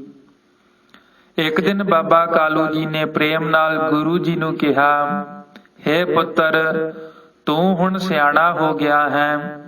ਪਸ਼ੂ ਚਾਰਨੇ ਛੱਡ ਕੇ ਗਊਆਂ ਦੇ ਵੱਗ ਵਿੱਚੋਂ 2 ਚੰਗੇ ਬਲਦ ਲੈ, ਹਲ ਤੇ ਬੀਜ ਘਰੋਂ ਲੈ ਤੇ ਨੌਕਰਾਂ ਨੂੰ ਨਾਲ ਲੈ ਕੇ ਪੈਲੀ ਬੀਜ। ਉਸ ਫਸਲ ਨੂੰ ਪਾਣੀ ਨਾਲ ਸਿੰਜ ਕੇ ਪਸ਼ੂਆਂ ਤੋਂ ਰਾਖੀ ਕਰ। ਫਿਰ ਫਸਲ ਨੂੰ ਪਕਾ ਕੇ ਪਿੜ ਬਣਾ ਕੇ ਉਹਨਾਂ ਨੂੰ ਗਹੁਣਾ ਕਰ। ਜੇ ਤੂੰ ਬਹੁਤ ਅੰਨ ਲਿਆਵੇਂਗਾ ਤਾਂ ਤੇਰੇ ਨਾਲ ਹੋਰ ਕੁਝ ਕੁ ਨੌਕਰ ਰੱਖ ਦਿਆਂਗਾ। ਘਰ ਵਿੱਚ ਅਟੁੱਟ ਪਦਾਰਥ ਹੋ ਜਾਣਗੇ। ਗੁਰੂ ਜੀ ਕਹਿਣ ਲੱਗੇ, ਆਪ ਜੀ ਜਿਸ ਤਰ੍ਹਾਂ ਆਗਿਆ ਕਰੋਗੇ ਮੈਂ ਉਸੇ ਤਰ੍ਹਾਂ ਹੀ ਕਰਾਂਗਾ। ਉਦੋਂ ਬਾਬਾ ਕਾਲੂ ਜੀ ਨੇ ਘਰੋਂ ਬੀਜ ਦੇ ਕੇ ਇੱਕ ਕਾਮਾ ਨਾਲ ਭੇਜ ਦਿੱਤਾ। ਹਲ ਤੇ ਬੀਜ ਲੈ ਕੇ ਦੋਵੇਂ ਪੈਲੀ ਬੀਜਣ ਗਏ। ਪੈਲੀ ਵਾਹ ਕੇ ਸਾਰਾ ਬੀਜ ਕੇ ਘਰ ਨੂੰ ਆ ਗਏ। ਬਾਬਾ ਕਾਲੂ ਜੀ ਇਹ ਵੇਖ ਕੇ ਬਹੁਤ ਖੁਸ਼ ਹੋਏ। ਗੁਰੂ ਜੀ ਦੇ ਹੱਥਾਂ ਵਿੱਚੋਂ ਬਹੁਤ ਬਰਕਤ ਸੀ। ਤੀਜੇ ਦਿਨ ਸਾਰਾ ਬੀਜ ਉਗ ਪਿਆ ਤੇ ਪੈਲੀ ਹਰੀ ਹੋ ਗਈ। ਜਦੋਂ ਬਾਬਾ ਕਾਲੂ ਜੀ ਨੇ ਪੈਲੀ ਵੇਖੀ ਤਾਂ ਬਹੁਤ ਖੁਸ਼ ਹੋਏ ਅਤੇ ਸੋਚਣ ਲੱਗੇ ਕਿ ਮੇਰਾ ਪੁੱਤਰ ਬਹੁਤ ਵੱਡਾ ਜ਼ਿਮੀਂਦਾਰ ਬਣੇਗਾ। ਇਸ ਨੂੰ ਮੈਂ ਇੱਕ ਵੱਖਰਾ ਪਿੰਡ ਦੇ ਦਿਆਂਗਾ। ਇਹ ਬਹੁਤੇ ਚੰਗੇ ਤਰੀਕੇ ਨਾਲ ਕਮਾਈ ਕਰੇਗਾ, ਧਨ ਕਮਾਏਗਾ। ਇਸ ਤਰ੍ਹਾਂ ਮਨ ਵਿੱਚ ਸੋਚਣ ਲੱਗੇ। ਗੁਰੂ ਜੀ ਨੇ ਵਿਚਾਰ ਕੀਤੀ ਕਿ ਪਿਤਾ ਜੀ ਦੀ ਹਰ ਰੋਜ਼ ਦੀ ਧਨ ਦੀ ਤ੍ਰਿਸ਼ਨਾ ਵੱਧਦੀ ਜਾ ਰਹੀ ਹੈ। ਇਸ ਕਰਕੇ ਇਸ ਦਾ ਹੁਣੇ ਹੀ ਉਪਾਅ ਕਰੀਏ। ਇਹਨਾਂ ਦਾ ਧਨ ਕਮਾਉਣ ਦਾ ਝੋਰਾ ਮਿਟਾਈਏ। ਇਸ ਕਰਕੇ ਆਪ ਜੀ ਪੈਲੀ ਦੀ ਰਾਖੀ ਕਰਨ ਵਾਸਤੇ ਗਏ ਅਤੇ ਕਿਸੇ ਵੀ ਪਸ਼ੂ ਨੂੰ ਫਸਲ ਚਰਨ ਤੋਂ ਨਹੀਂ ਰੋਕਦੇ ਤੇ ਪਸ਼ੂ ਆਨੰਦ ਨਾਲ ਫਸਲ ਚਰਦੇ ਰਹਿੰਦੇ ਸਨ। ਇੱਕ ਦਿਨ ਜਦੋਂ ਬਾਬਾ ਕਾਲੂ ਜੀ ਫਸਲ ਵੇਖਣ ਗਏ ਤਾਂ ਕੀ ਵੇਖਦੇ ਹਨ ਕਿ ਗੁਰੂ ਜੀ ਲਾਗੇ ਬੈਠੇ ਹਨ ਤੇ ਕਿਸੇ ਵੀ ਪਸ਼ੂ ਨੂੰ ਫਸਲ ਚਰਨ ਤੋਂ ਨਹੀਂ ਰੋਕਦੇ। ਇਸ ਤਰ੍ਹਾਂ ਵੇਖ ਕੇ ਬਾਬਾ ਕਾਲੂ ਜੀ ਨੂੰ ਬਹੁਤ ਗੁੱਸਾ ਆਇਆ ਅਤੇ ਮੂੰਹੋਂ ਬਹੁਤ ਖੋਟੇ ਬਚਨ ਬੋਲੇ ਤੇ ਕਹਿਣ ਲੱਗੇ, ਮੈਂ ਆਪਣੇ ਬਹੁਤੇ ਮਾੜੇ ਭਾਗ ਜਾਣੇ ਹਨ। ਹੇ ਪੁੱਤਰ, ਜਦੋਂ ਦਾ ਤੂੰ ਜੰਮਿਆ ਹੈ ਮੇਰਾ ਘਰ ਉਜਾੜ ਦਿੱਤਾ ਹੈ। ਤੇਰੀ ਇਹੋ ਹੀ ਆਦਤ ਨਿੱਕੇ ਹੁੰਦਿਆਂ ਤੋਂ ਹੀ ਚੱਲੀ ਆ ਰਹੀ ਹੈ। ਤੂੰ ਘਰ ਦੀਆਂ ਚੀਜ਼ਾਂ ਗਵਾ ਕੇ ਘਰ ਖਾਲੀ ਕਰ ਦਿੱਤਾ ਹੈ। ਹੁਣ ਤੇਰੀ ਉਮਰ ਕਮਾਈ ਕਰਨ ਦੀ ਹੈ, ਤੂੰ ਖੋਟੇ ਕੰਮ ਕਰ ਰਿਹਾ ਹੈ। ਮੇਰੇ ਤੋਂ ਬਾਅਦ ਰੋਟੀ ਕਿਵੇਂ ਖਾਏਂਗਾ? ਤੂੰ ਇੱਕ ਦਿਨ ਘਰ ਛੱਡ ਕੇ ਫਕੀਰਾਂ ਨਾਲ ਰਲ ਜਾਏਂਗਾ। ਇਸ ਤਰ੍ਹਾਂ ਬਾਬਾ ਕਾਲੂ ਜੀ ਬਹੁਤ ਕੌੜੇ ਬਚਨ ਬੋਲ ਕੇ ਘਰ ਨੂੰ ਆ ਗਏ। ਉਸ ਦਿਨ ਤੋਂ ਬਾਅਦ ਗੁਰੂ ਜੀ ਉਦਾਸ ਰਹਿਣ ਲੱਗ ਪਏ। ਕੋਈ ਮਨੁੱਖ ਗੁਰੂ ਜੀ ਨੂੰ ਸ਼ਕਤੀ ਵਾਲੇ ਆਖਦੇ ਸਨ। ਦਿਨ ਵੇਲੇ ਗੁਰੂ ਜੀ ਨਗਰ ਤੋਂ ਬਾਹਰ ਇੱਕ ਬ੍ਰਿਛ ਦੀ ਛਾਵੇਂ ਬੈਠ ਜਾਂਦੇ। ਉੱਥੇ ਇਕੱਲੇ ਹੀ ਬਹੁਤ ਸਮਾਂ ਰਹਿੰਦੇ, ਕਿਸੇ ਦੇ ਨਾਲ ਬੋਲਦੇ ਨਹੀਂ। ਇੱਕ ਦਿਨ ਗੁਰੂ ਜੀ ਦੁਪਹਿਰੇ ਰੁੱਖ ਦੀ ਸੰਘਣੀ ਛਾਵੇਂ ਕੱਪੜਾ ਵਿਛਾ ਕੇ ਲੰਮੇ ਪਏ ਸਨ। ਜਦੋਂ ਕੁਝ ਕੁ ਸਮਾਂ ਹੋਇਆ ਤਾਂ ਰਾਏ ਬੁਲਾਰ ਉਸੇ ਰਸਤੇ ਤੋਂ ਕਿਸੇ ਪਾਸਿਓਂ ਆ ਰਿਹਾ ਸੀ। ਉਹ ਇਹ ਕੌਤਕ ਵੇਖ ਕੇ ਹੈਰਾਨ ਹੋ ਗਿਆ ਅਤੇ ਚੁੱਪ ਕਰਕੇ ਖਲੋ ਗਿਆ। ਸਾਥੀਆਂ ਨੂੰ ਕਿਹਾ, ਤੁਸੀਂ ਸਾਰੇ ਅਚਰਜ ਕੌਤਕ ਵੇਖੋ। ਸਾਰੇ ਰੁੱਖਾਂ ਦਾ ਪਰਛਾਵਾਂ ਫਿਰ ਗਿਆ ਹੈ। ਜਿੱਥੇ ਕਾਲੂ ਦੇ ਪੁੱਤਰ ਸੁੱਤੇ ਹਨ ਉਸ ਦਾ ਪਰਛਾਵਾਂ ਨਹੀਂ ਢਲਿਆ। ਇਹਨਾਂ ਦੇ ਅੰਦਰ ਬਹੁਤ ਕਰਾਮਾਤ ਹੈ। ਇਹ ਅਵਤਾਰ ਹਨ। ਜੋ ਇਹਨਾਂ ਦੀ ਸੇਵਾ ਕਰਨਗੇ ਉਹਨਾਂ ਦਾ ਜਨਮ ਮਰਨ ਦਾ ਚੱਕਰ ਕੱਟਿਆ ਜਾਵੇਗਾ। ਇਹ ਅਚਰਜ ਕੌਤਕ ਮੈਂ ਦੂਜੀ ਵਾਰ ਵੇਖਿਆ ਹੈ। ਇਸ ਤਰ੍ਹਾਂ ਆਖ ਕੇ ਦੋਵੇਂ ਹੱਥ ਜੋੜ ਕੇ ਤੇ ਮੱਥਾ ਟੇਕਿਆ ਅਤੇ ਨਗਰ ਨੂੰ ਆ ਗਿਆ। ਵਾਹਿਗੁਰੂ ਜੀ ਕਾ ਖਾਲਸਾ, ਵਾਹਿਗੁਰੂ ਜੀ ਕੀ ਫਤਿਹ। ਬੱਚਿਆਂ ਲਈ ਪ੍ਰਸ਼ਨ। ਪਹਿਲਾ ਪ੍ਰਸ਼ਨ, ਬਾਬਾ ਕਾਲੂ ਜੀ ਨੇ ਗੁਰੂ ਜੀ ਨੂੰ ਪਸ਼ੂ ਚਾਰਨ ਤੋਂ ਕਿਉਂ ਹਟਾਇਆ ਅਤੇ ਕੀ ਕਿਹਾ? ਦੂਜਾ ਪ੍ਰਸ਼ਨ, ਹਰੀ ਹੋਈ ਫਸਲ ਨੂੰ ਗੁਰੂ ਜੀ ਨੇ ਕੀ ਕੀਤਾ ਤੇ ਕਿਉਂ? ਤੀਸਰਾ ਪ੍ਰਸ਼ਨ, ਗੁਰੂ ਜੀ ਉਦਾਸ ਕਿਉਂ ਰਹਿਣ ਲੱਗ ਪਏ ਸਨ? ਚੌਥਾ ਪ੍ਰਸ਼ਨ, ਗੁਰੂ ਜੀ ਜਦੋਂ ਰੁੱਖ ਦੀ ਛਾਵੇਂ ਸੁੱਤੇ ਸਨ ਤਾਂ ਰਾਏ ਬੁਲਾਰ ਜੀ ਨੇ ਕੀ ਕੌਤਕ ਦੇਖਿਆ? ਵਾਹਿਗੁਰੂ ਜੀ ਕਾ ਖਾਲਸਾ, ਵਾਹਿਗੁਰੂ ਜੀ ਕੀ ਫਤਿਹ। ਗੁਰੂ ਜੀ ਨੇ ਸੱਚਾ ਸੌਦਾ ਕਰਨਾ। ਪਾਠ ਪੰਜਵਾਂ। ਜਦੋਂ ਗੁਰੂ ਜੀ 15-16 ਵਰ੍ਹਿਆਂ ਦੇ ਹੋ ਗਏ ਤਾਂ ਬਾਬਾ ਕਾਲੂ ਜੀ ਨੇ ਸਤਿਗੁਰੂ ਜੀ ਨੂੰ ਧਨ ਕਮਾਉਣ ਵਾਸਤੇ ਸਿੱਖਿਆ ਦਿੱਤੀ ਕਿ ਤੂੰ ਸਾਡਾ ਇੱਕੋ ਹੀ ਇੱਕ ਪੁੱਤਰ ਹੈ। ਘਰ ਦਾ ਕੰਮ ਧਨ ਕਮਾਉਣ ਤੋਂ ਬਗੈਰ ਨਹੀਂ ਚੱਲਦਾ। ਗੁਰੂ ਜੀ ਨੇ ਕਿਹਾ, ਪਿਤਾ ਜੀ ਮੈਂ ਪਿਛਲੇ ਗੁਨਾਹ ਮੁਆਫ ਕਰ ਦਿਓ। ਜਿਵੇਂ ਆਪ ਜੀ ਆਖੋਗੇ ਮੈਂ ਉਸੇ ਤਰ੍ਹਾਂ ਹੀ ਕਰਾਂਗਾ। ਬਾਬਾ ਕਾਲੂ ਜੀ ਨੇ ਉਹਨਾਂ ਨੂੰ ਵਿਹਾਰ ਵਪਾਰ ਵਿੱਚ ਲਾਉਣ ਦੀ ਸੋਚ ਕੇ ਕਿਹਾ, ਪੁੱਤਰ ਜੀ 20 ਰੁਪਈਏ ਲੈ ਕੇ ਜਾਓ ਤੇ ਕੋਈ ਨਫੇ ਬੰਦਾ ਖਰਾ ਸੌਦਾ ਕਰਕੇ ਲਿਆਓ। ਬਾਬਾ ਜੀ ਦਾ ਮਤਲਬ ਸੀ ਕਿ ਗੁਰੂ ਜੀ ਕਿਸੇ ਦੂਸਰੇ ਨਗਰ ਤੋਂ ਕੁਝ ਵਸਤੂ ਖਰੀਦ ਲੈਣਗੇ, ਫਿਰ ਉਸ ਨੂੰ ਹੋਰ ਥਾਂ ਜਾ ਕੇ ਮਹਿੰਗੇ ਭਾਅ ਵਿੱਚ ਦੇਣਗੇ। ਇਸ ਤਰ੍ਹਾਂ ਉਹ ਕਈ ਵੇਰ ਕਰਕੇ ਇਸ ਮਾਇਆ ਨੂੰ ਵਧਾ ਕੇ ਬਹੁਤ ਸਾਰੀ ਕਰ ਲੈਣਗੇ। ਬਾਬਾ ਕਾਲੂ ਜੀ ਨੇ ਭਾਈ ਬਾਲੇ ਨੂੰ ਸੱਦ ਕੇ ਕਿਹਾ, ਹੇ ਬਾਲੇ, ਤੂੰ ਨਾਨਕ ਨਾਲ ਜਾ ਕੇ ਜੋ ਲਾਭਦਾਇਕ ਵਸਤੂ ਹੋਵੇ ਉਸ ਨੂੰ ਖਰੀਦ ਲਿਆਓ। ਇਸ ਤਰ੍ਹਾਂ ਆਖ ਕੇ ਬਾਬਾ ਕਾਲੂ ਜੀ ਨੇ ਭਾਈ ਬਾਲੇ ਨੂੰ 20 ਰੁਪਈਏ ਫੜਾ ਦਿੱਤੇ। ਪਿਤਾ ਜੀ ਦਾ ਹੁਕਮ ਮੰਨ ਕੇ ਗੁਰੂ ਜੀ ਭਾਈ ਬਾਲੇ ਨੂੰ ਨਾਲ ਲੈ ਕੇ ਤੁਰ ਪਏ। 15 ਕਿਲੋਮੀਟਰ ਦਾ ਪੈਂਡਾ ਕਰਨ ਮਗਰੋਂ ਚੂਹੜ ਕਾਣੇ ਦੇ ਲਾਗੇ ਇੱਕ ਜੰਗਲ ਆਇਆ। ਉਸੇ ਜੰਗਲ ਵਿੱਚ ਗੁਰੂ ਜੀ ਨੇ ਸਾਧੂਆਂ ਦਾ ਇੱਕ ਡੇਰਾ ਵੇਖਿਆ, ਜਿਸ ਵਿੱਚ ਬਹੁਤ ਸਾਰੇ ਸਾਧੂ ਮੁਕਤੀ ਵਾਸਤੇ ਕਠਿਨ ਤਪ ਕਰ ਰਹੇ ਸਨ।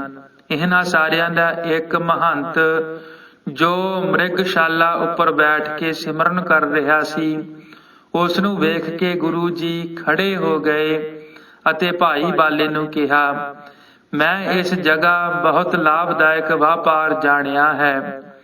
ਇਸ ਵਪਾਰ ਨੂੰ ਛੱਡਣ ਲਈ ਮੇਰਾ ਦਿਲ ਨਹੀਂ ਚਾਹੁੰਦਾ। ਪਿਤਾ ਜੀ ਦੀ ਆਗਿਆ ਵੀ ਚੰਗੇ ਵਪਾਰ ਕਰਨ ਦੀ ਹੈ।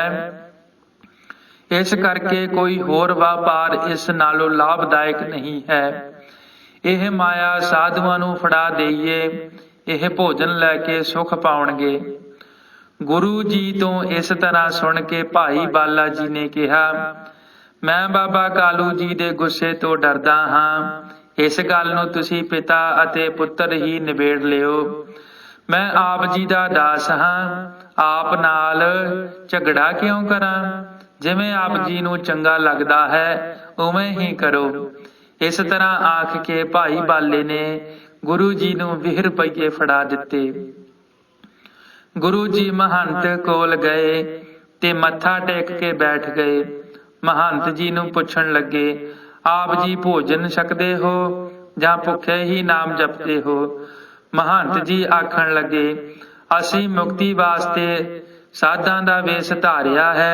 ਭੋਜਨ ਦੀ ਸੁਣੋ, ਇੱਥੇ ਬੈਠੇ ਹੀ ਜੋ ਮਿਲ ਜਾਵੇ ਉਸੇ ਵਿੱਚ ਸੰਤੋਖ ਰੱਖੀਦਾ ਹੈ। ਸੰਤਾਂ ਦੀ ਗੱਲ ਸੁਣ ਕੇ ਗੁਰੂ ਜੀ ਬਹੁਤ ਖੁਸ਼ ਹੋਏ ਅਤੇ ਮਹੰਤ ਜੀ ਨੂੰ ਆਖਣ ਲੱਗੇ, ਆਪ ਜੀ ਦਾ ਨਾਮ ਕੀ ਹੈ? ਮਹੰਤ ਜੀ ਨੇ ਕਿਹਾ, ਮੇਰਾ ਨਾਮ ਸੰਤ ਰੇਣ ਹੈ।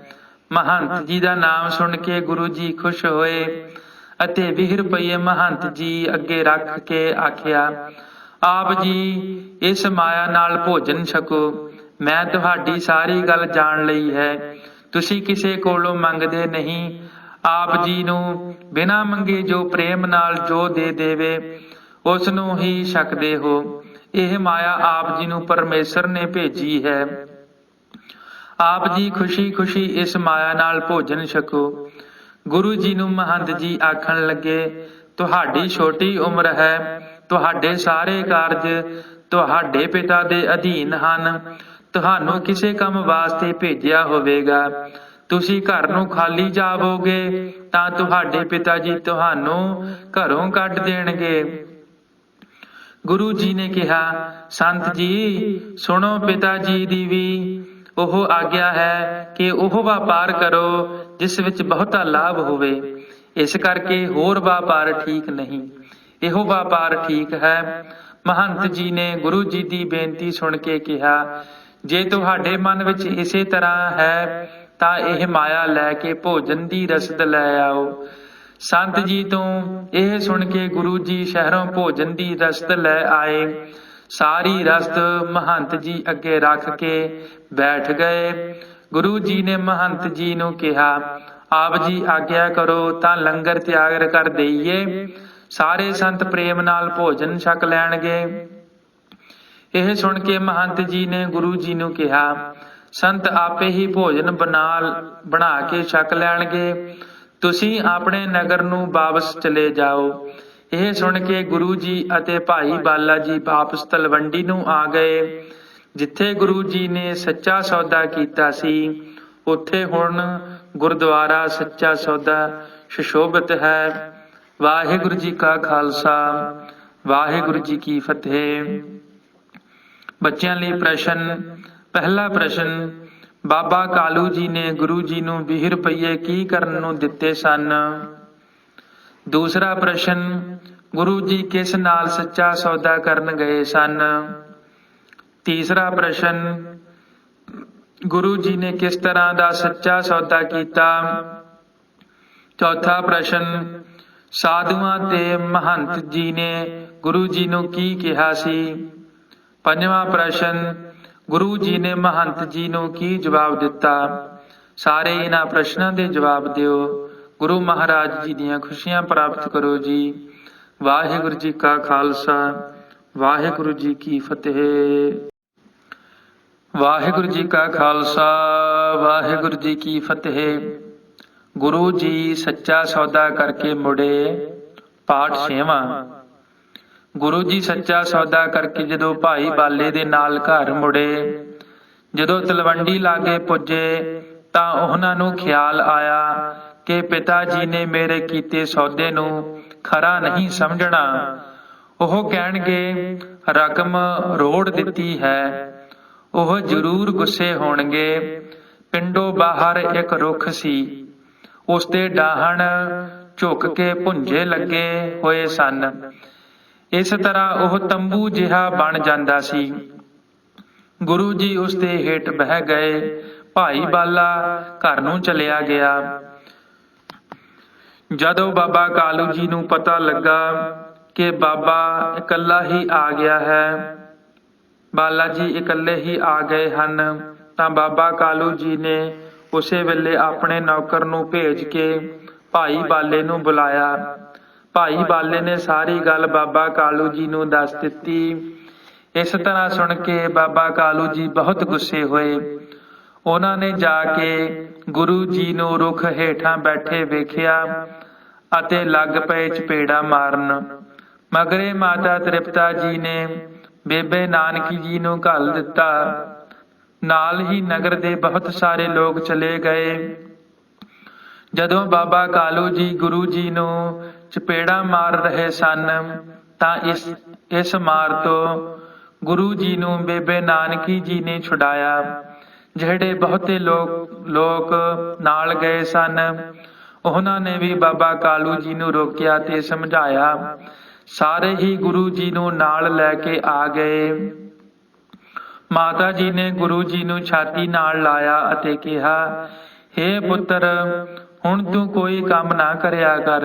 ਜੇ ਤੂੰ ਕੋਈ ਕੰਮ ਨਾ ਕਰੇਗਾ ਤਾਂ ਝਗੜਾ ਨਾ ਹੋਵੇਗਾ। ਘਰ ਵਿੱਚ ਪਰਮੇਸ਼ਰ ਨੇ ਸਭ ਕੁਝ ਦਿੱਤਾ ਹੈ। ਜਿਹੜੇ ਮਨੁੱਖ ਵੇਖਣ ਗਏ ਸਨ, ਉਹਨਾਂ ਵਿੱਚੋਂ ਕਿਸੇ ਨੇ ਜਾ ਕੇ ਰਾਏ ਬੁਲਾਰ ਨੂੰ ਸਾਰੀ ਗੱਲ ਦੱਸ ਦਿੱਤੀ। ਜਦੋਂ ਰਾਏ ਬੁਲਾਰ ਨੇ ਇਸ ਤਰ੍ਹਾਂ ਸੁਣਿਆ ਤਾਂ ਆਪਣੇ ਇੱਕ ਨੌਕਰ ਨੂੰ ਭੇਜ ਕੇ ਗੁਰੂ ਜੀ ਅਤੇ ਬਾਬਾ ਕਾਲੂ ਜੀ ਨੂੰ ਸੱਦਿਆ। ਜਦੋਂ ਗੁਰੂ ਜੀ ਆਏ ਤਾਂ ਰਾਏ ਬੁਲਾਰ ਨੇ ਛੇਤੀ ਪਲੰਘ ਤੋਂ ਉੱਠ ਕੇ ਸਤਿਕਾਰ ਨਾਲ ਗੁਰੂ ਜੀ ਨੂੰ ਆਪਣੇ ਕੋਲ ਬਿਠਾਇਆ। ਰਾਏ ਬੁਲਾਰ ਬਾਬਾ ਕਾਲੂ ਜੀ ਨੂੰ ਆਖਣ ਲੱਗਾ, ਹੇ ਕਾਲੂ, ਤੂੰ ਲੜਾਕਾ ਤੇ ਕਠੋਰ ਚਿੱਤ ਵਾਲਾ ਹੈ। ਤੇਰੇ ਮਨ ਵਿੱਚ ਧਨ ਕਮਾਉਣ ਦੀ ਪ੍ਰੀਤੀ ਲੱਗੀ ਰਹਿੰਦੀ ਹੈ। ਮੇਰਾ ਤੂੰ ਇੱਕ ਵੀ ਬਚਨ ਨਹੀਂ ਮੰਨਿਆ। ਤੂੰ ਆਪਣੇ ਸੁਸ਼ੀਲ ਸੁਭਾਅ ਵਾਲੇ ਪੁੱਤਰ ਦੀ ਸ਼ੋਭਾ ਨਹੀਂ ਜਾਣੀ। ਬਾਬਾ ਕਾਲੂ ਜੀ ਨੇ ਕਿਹਾ, ਆਪ ਜੀ ਨੇ ਮੈਨੂੰ ਹੀ ਗੁੱਸੇ ਹੁੰਦੇ ਹੋ।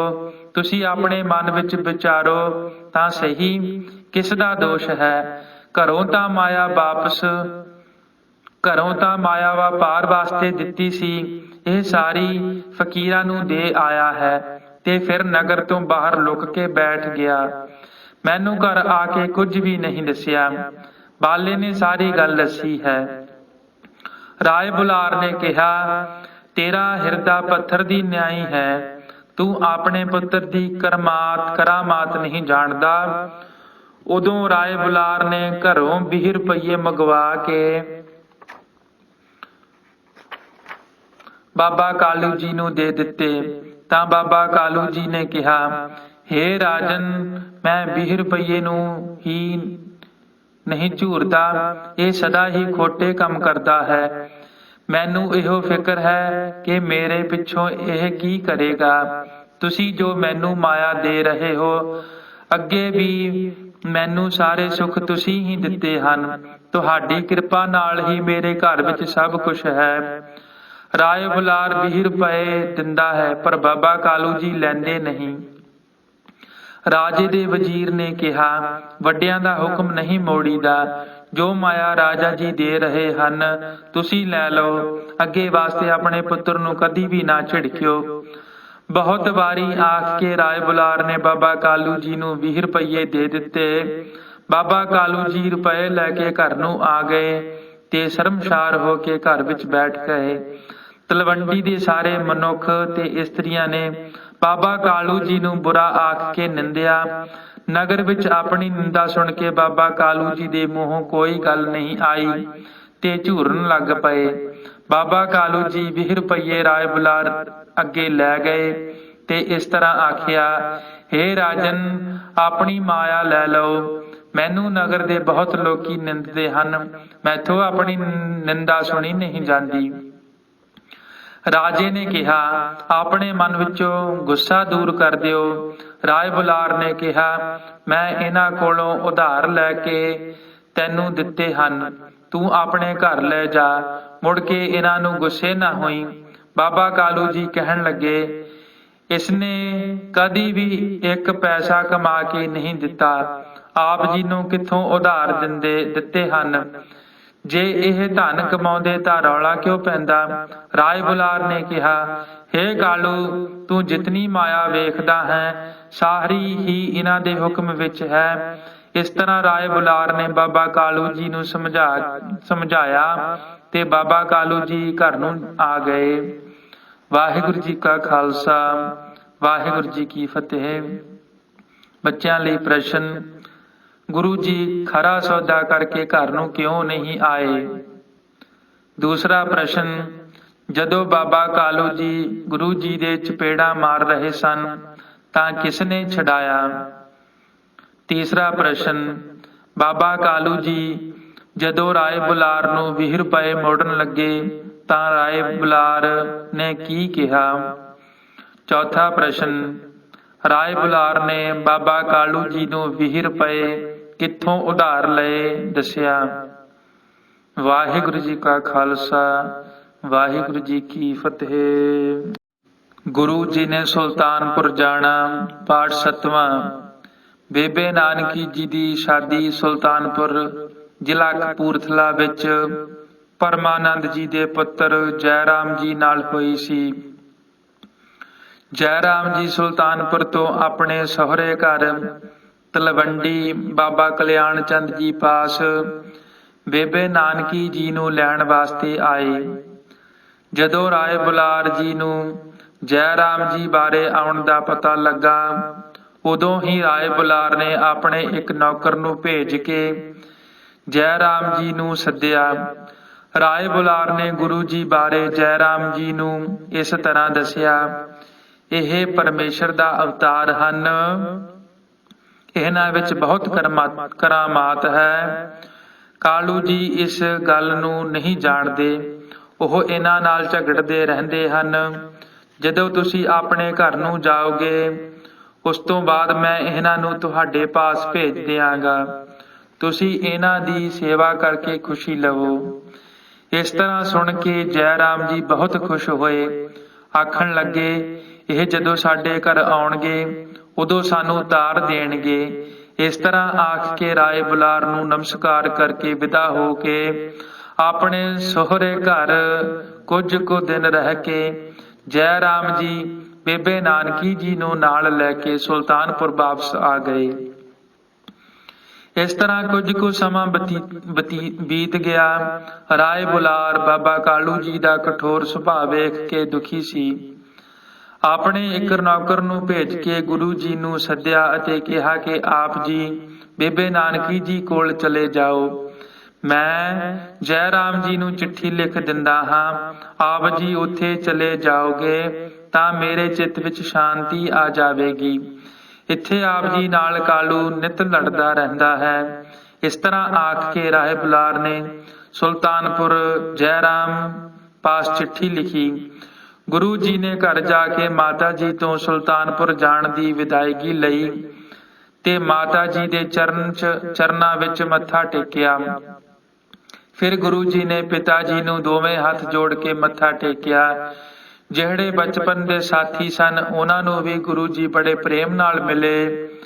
ਭਾਈ ਬਾਲਾ ਜੀ ਨੂੰ ਨਾਲ ਲੈ ਕੇ ਗੁਰੂ ਜੀ ਸੁਲਤਾਨਪੁਰ ਤੁਰ ਪਏ।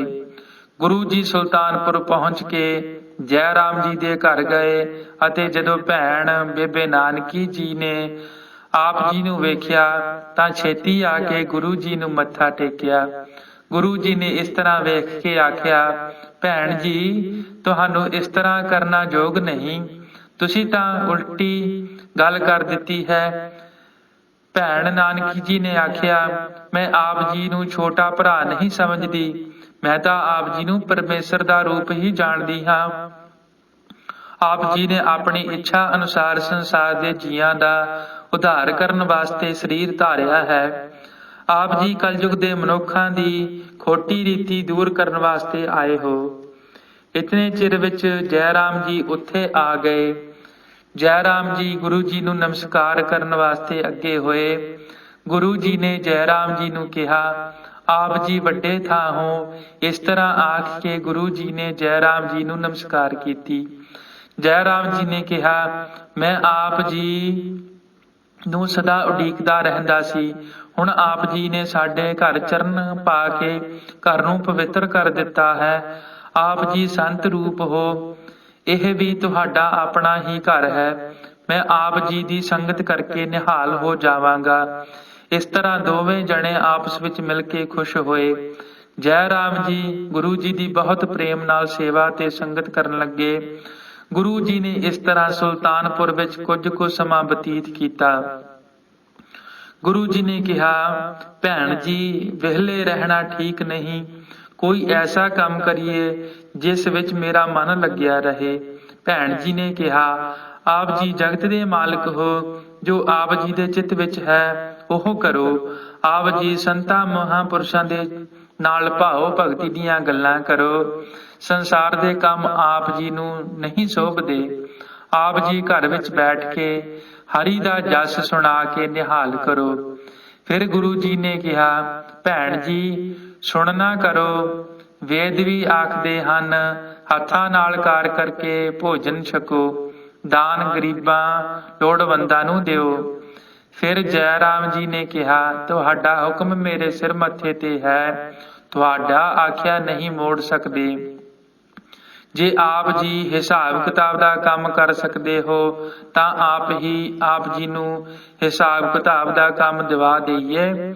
ਗੁਰੂ ਜੀ ਨੇ ਕਿਹਾ, ਮੈਂ ਸਾਰੇ ਤਰੀਕੇ ਨਾਲ ਹਿਸਾਬ ਕਿਤਾਬ, ਲੇਖਾ ਜੋਖਾ, ਲੈਣਾ ਦੇਣਾ ਸਭ ਕੁਝ ਜਾਣਦਾ ਹਾਂ। ਵਾਹਿਗੁਰੂ ਜੀ ਕਾ ਖਾਲਸਾ, ਵਾਹਿਗੁਰੂ ਜੀ ਕੀ ਫਤਿਹ।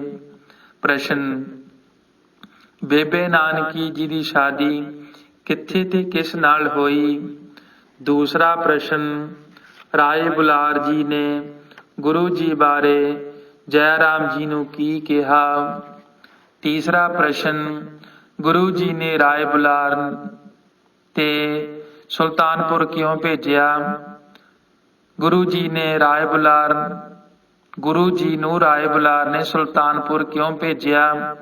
ਚੌਥਾ ਪ੍ਰਸ਼ਨ, ਬੇਬੇ ਨਾਨਕੀ ਜੀ ਨੇ ਜਦੋਂ ਗੁਰੂ ਜੀ ਦੇ ਚਰਨਾਂ ਤੇ ਮੱਥਾ ਟੇਕਿਆ ਤਾਂ ਗੁਰੂ ਜੀ ਨੇ ਕੀ ਕਿਹਾ ਤੇ ਭੈਣ ਜੀ ਨੇ ਕੀ ਉੱਤਰ ਦਿੱਤਾ? ਚੌਥਾ ਪ੍ਰਸ਼ਨ, ਗੁਰੂ ਜੀ ਨੇ ਵੇਦਾਂ ਦਾ ਆਖਿਆ ਹੋਇਆ ਕੀ ਦੱਸਿਆ? ਇਹ 5 ਪ੍ਰਸ਼ਨ ਹਨ। ਵਿਦਿਆਰਥੀ ਜੋ ਵੀ ਮਾਈ ਭਾਈ ਇਹਨਾਂ ਸਾਖੀਆਂ ਨੂੰ ਸੁਣਦਾ ਹੈ, ਬੇਨਤੀ ਹੈ ਧਿਆਨ ਨਾਲ ਸੁਣੋ ਅਤੇ ਜੋ ਅਖੀਰ ਵਿੱਚ ਇਹ ਪ੍ਰਸ਼ਨ ਹਨ ਉਹਨਾਂ ਦੇ ਉੱਤਰ ਸਾਂਝੇ ਕਰੋ ਜੀ। ਵਾਹਿਗੁਰੂ ਜੀ ਕਾ ਖਾਲਸਾ, ਵਾਹਿਗੁਰੂ ਜੀ ਕੀ ਫਤਿਹ। ਗੁਰੂ ਜੀ ਨੇ ਮੋਦੀ ਖਾਨਾ ਚਲਾਉਣਾ। ਪਾਠ 8ਵਾਂ। ਜੈ ਰਾਮ ਜੀ ਨੇ ਗੁਰੂ ਜੀ ਨੂੰ ਕਿਹਾ, ਜੇ ਆਪ ਜੀ ਮੋਦੀ ਖਾਨੇ ਦਾ ਕੰਮ ਨਿਭਾ ਸਕਦੇ ਹੋ ਤਾਂ ਮੈਂ ਨਵਾਬ ਦੌਲਤ ਖਾਂ ਪਾਸੋਂ ਆਪ ਜੀ ਨੂੰ ਮੋਦੀ ਖਾਨੇ ਦਾ ਕੰਮ ਦਿਵਾ ਦਿਆਂ। ਇਹ ਕੰਮ ਬਹੁਤ ਸੋਹਣਾ ਹੈ।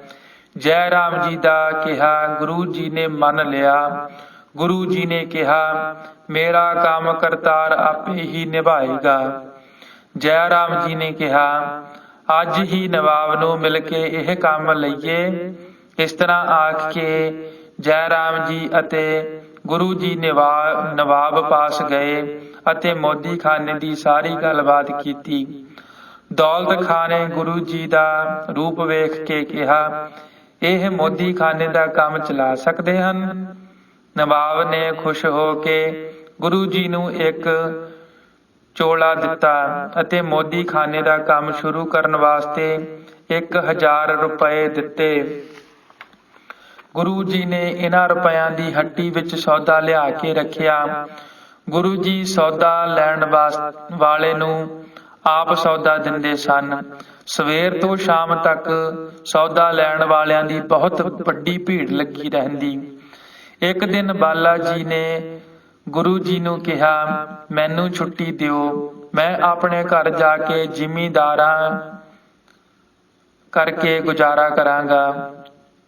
ਗੁਰੂ ਜੀ ਨੇ ਕਿਹਾ, ਬਾਲੇ, ਇੱਥੇ ਰਹਿ ਕੇ ਹੀ ਕਰਤਾਰ ਨੂੰ ਚੇਤੇ ਕਰ ਅਤੇ ਚੰਗਾ ਗੁਜ਼ਾਰਾ ਕਰ। ਉਦਾਸ ਨਾ ਹੋ, ਤੂੰ ਇਸ ਤਰ੍ਹਾਂ ਨਾ ਜਾਣ। ਅਸੀਂ ਮੋਦੀ ਬਣ ਕੇ ਧਨ ਇਕੱਠਾ ਕਰਾਂਗੇ। ਇੱਥੇ ਅਸੀਂ ਕੁਝ ਸਮਾਂ ਰਹਿਣਾ ਹੈ, ਇਸ ਤੋਂ ਬਾਅਦ ਅਸੀਂ ਹੋਰ ਥਾਂ ਜਾਣਾ ਹੈ, ਤੈਨੂੰ ਨਾਲ ਲੈ ਕੇ ਜਾਵਾਂਗੇ। ਇਸ ਤਰ੍ਹਾਂ ਗੁਰੂ ਜੀ ਨੇ ਭਾਈ ਬਾਲੇ ਨੂੰ ਪ੍ਰੇਮ ਨਾਲ ਰੱਖ ਲਿਆ। ਭਾਈ ਬਾਲੇ ਨੇ ਕਿਹਾ, ਗੁਰੂ ਜੀ ਮੈਨੂੰ ਵਰ ਦਿਓ ਕਿ ਮੈਂ ਆਪ ਜੀ ਦਾ ਹੁਕਮ ਕਦੀ ਵੀ ਨਾ ਮੋੜਾਂ, ਸਦਾ ਹੀ ਮੰਨਦਾ ਰਹਾ। ਗੁਰੂ ਜੀ ਨੇ ਕਿਹਾ, ਤੂੰ ਸਾਡਾ ਮਿੱਤਰ ਹੈ, ਤੇਰਾ ਮਨ ਸਦਾ ਕਰਤਾਰ ਵੱਲ ਲੱਗਾ ਰਹੇਗਾ। ਭਾਈ ਬਾਲਾ ਜੀ ਨੇ ਕਿਹਾ। ਇਹ ਬਚਨ ਸੁਣ ਕੇ ਗੁਰੂ ਜੀ ਦੇ ਚਰਨਾਂ ਤੇ ਮੱਥਾ ਟੇਕਿਆ।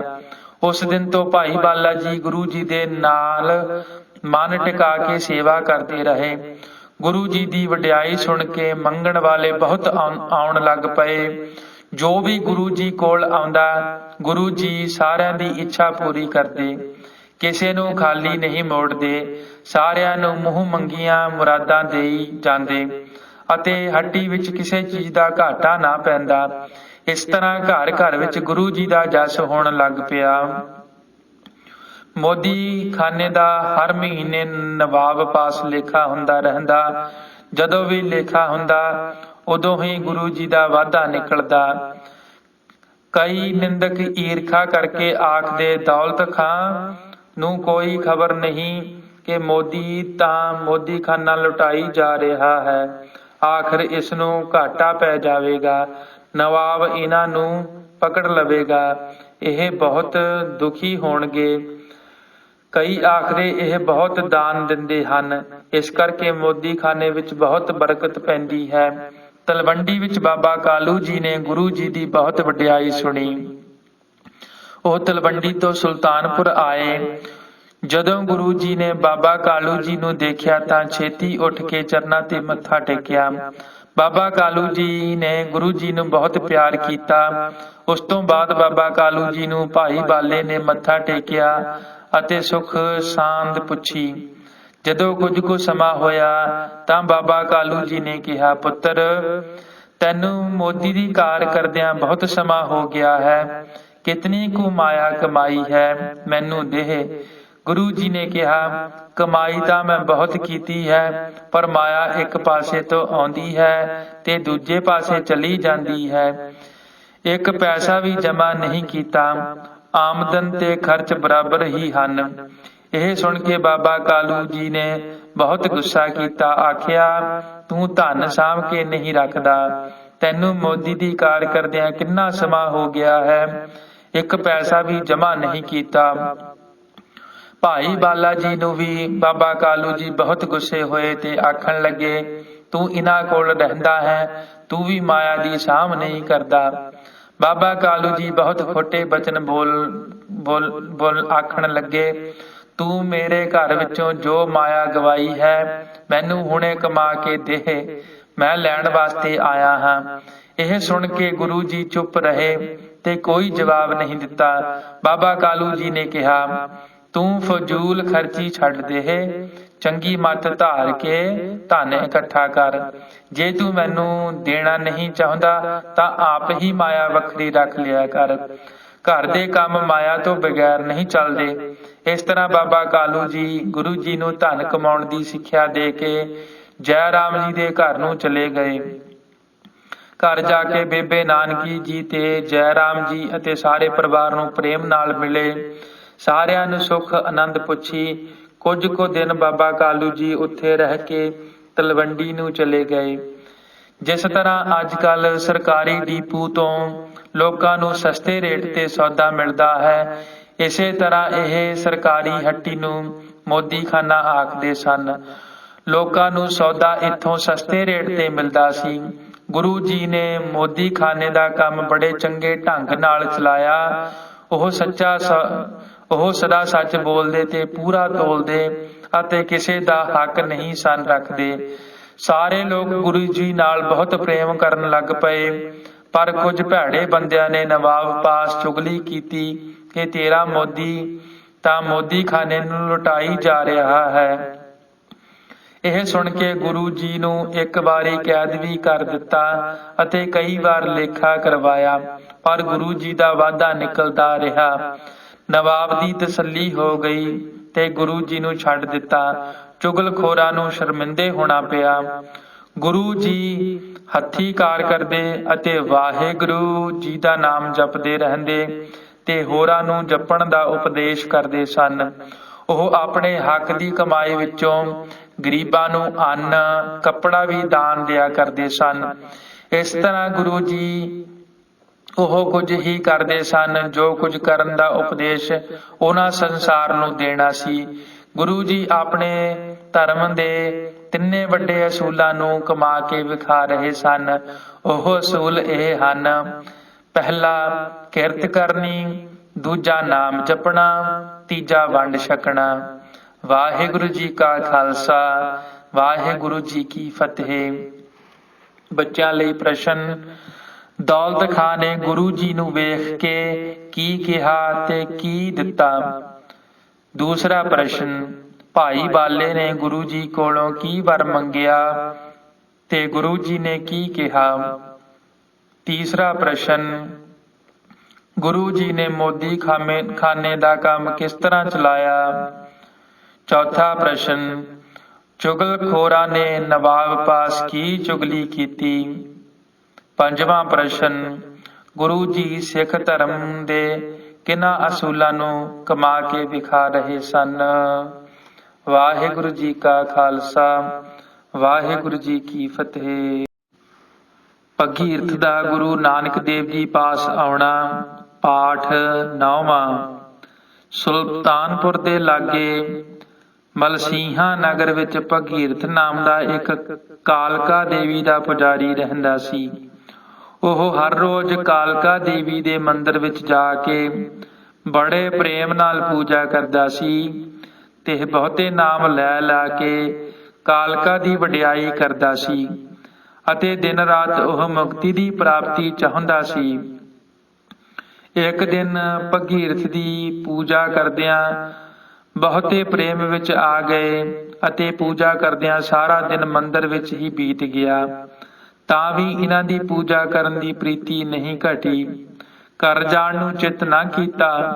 ਰਾਤ ਨੂੰ ਕਾਲਕਾ ਦੇਵੀ ਦੇ ਮੰਦਰ ਵਿੱਚ ਹੀ ਰਹਿ ਪਿਆ।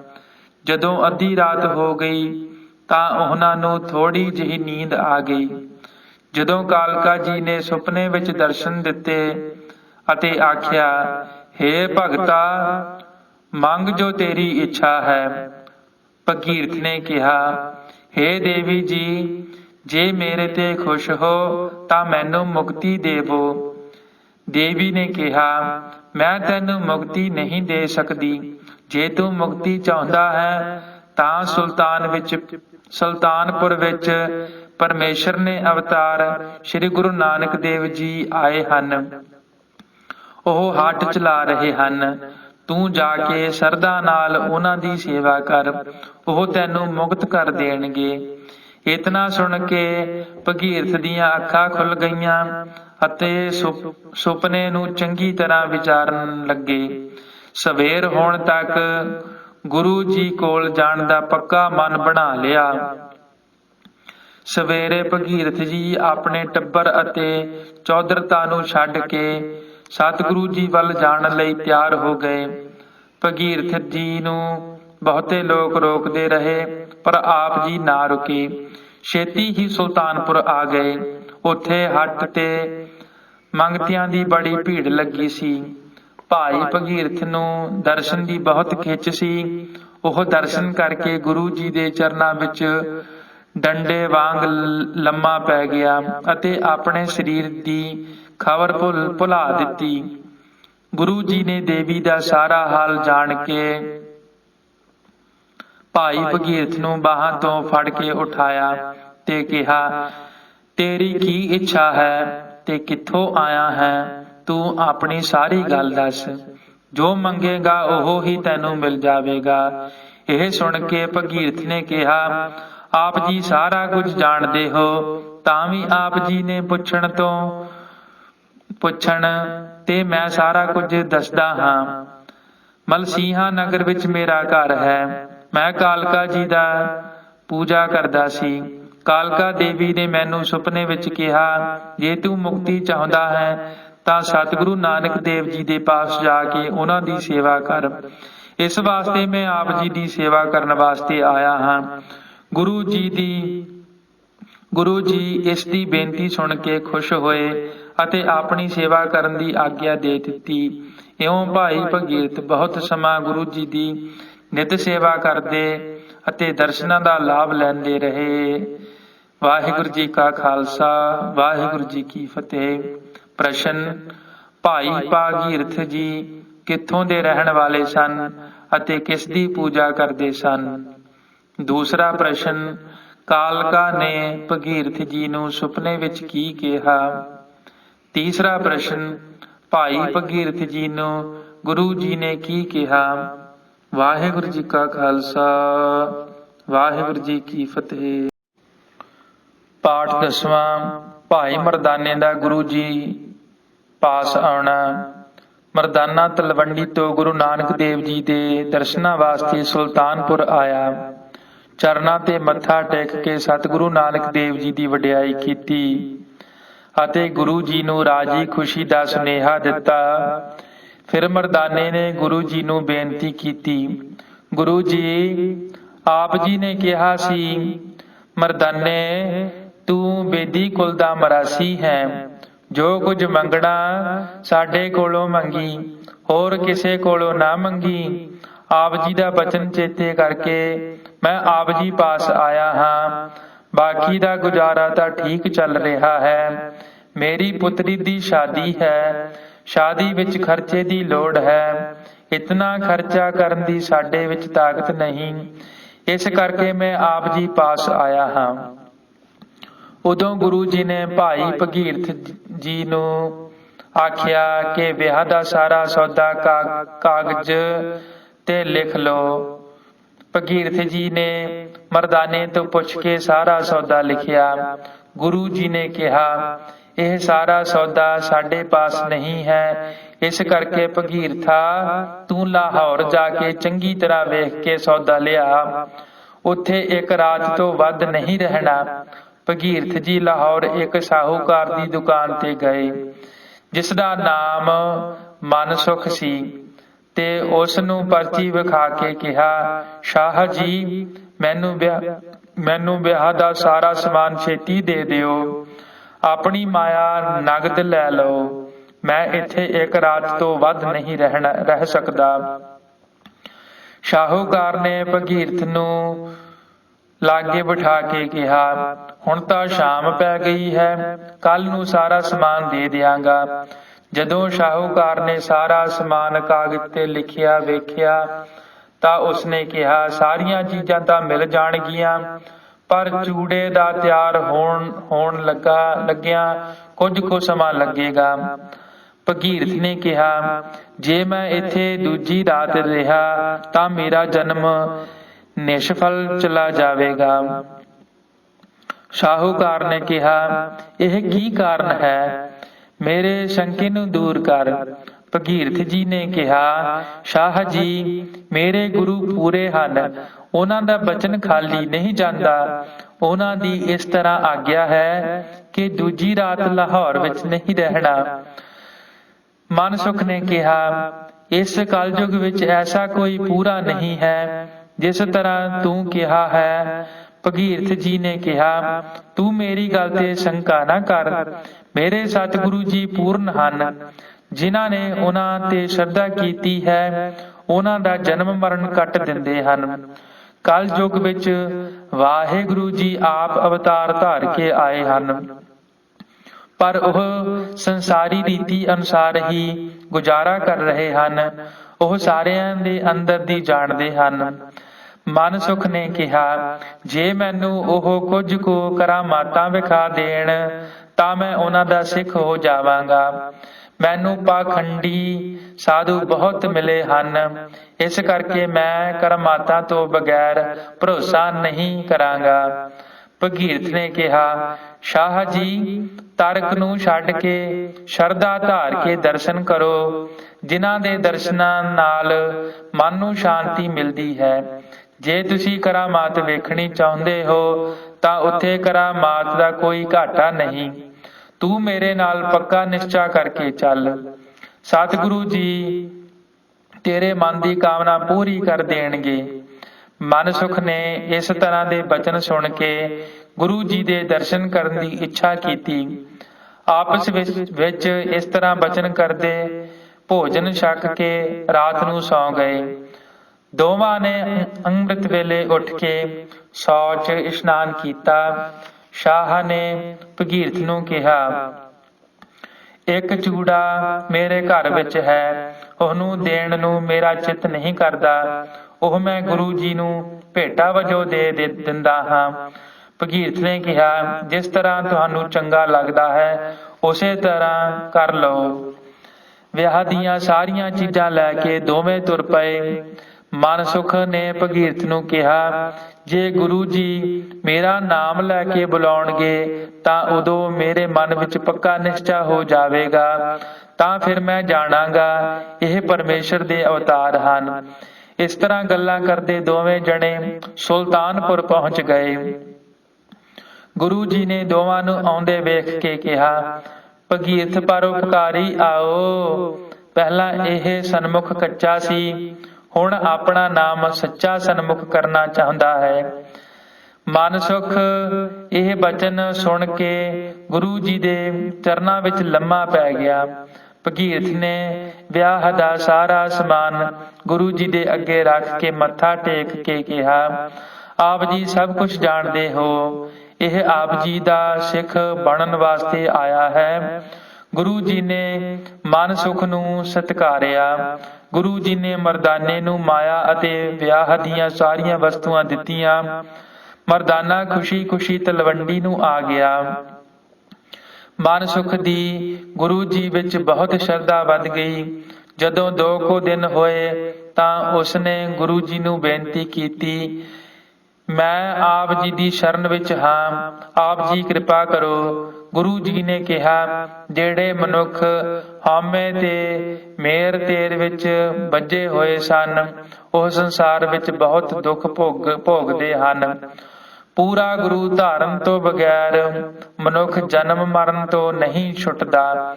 ਇਸ ਕਰਕੇ ਹੰਗਤਾ, ਮਮਤਾ, ਮੇਰ ਤੇਰ ਨੂੰ ਛੱਡ ਕੇ ਪ੍ਰੇਮ ਨਾਲ ਮਨ ਲਗਾ ਕੇ ਵਾਹਿਗੁਰੂ ਵਾਹਿਗੁਰੂ ਵਾਹਿਗੁਰੂ ਜਪ, ਹਉਮੈ ਛੱਡ ਕੇ ਨਾਮ ਵਿੱਚ ਮਨ ਜੋੜ ਅਤੇ ਪਰਮੇਸ਼ਰ ਦਾ ਭਾਣਾ ਮੰਨ। ਇਸ ਤਰ੍ਹਾਂ ਮਨ ਵਿੱਚ ਸ਼ਾਂਤੀ ਪ੍ਰਾਪਤ ਹੋਵੇਗੀ। ਮਨ ਸੁਖ ਕਾਫੀ ਸਮਾਂ ਸੁਲਤਾਨਪੁਰ ਰਹਿ ਕੇ ਗੁਰੂ ਜੀ ਦੀ ਸੇਵਾ ਕਰਦਾ ਰਿਹਾ।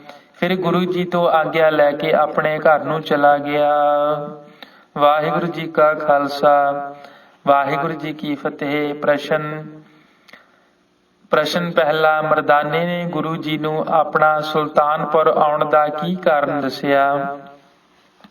ਦੂਸਰਾ ਪ੍ਰਸ਼ਨ, ਗੁਰੂ ਜੀ ਨੇ ਭਗੀਰਥ ਨੂੰ ਵਿਆਹ ਦਾ ਸਮਾਨ ਲੈਣ ਵਾਸਤੇ ਕਿੱਥੇ ਭੇਜਿਆ ਤੇ ਉਹ ਕਿਸ ਨੂੰ ਨਾਲ ਲੈ ਕੇ ਆਇਆ?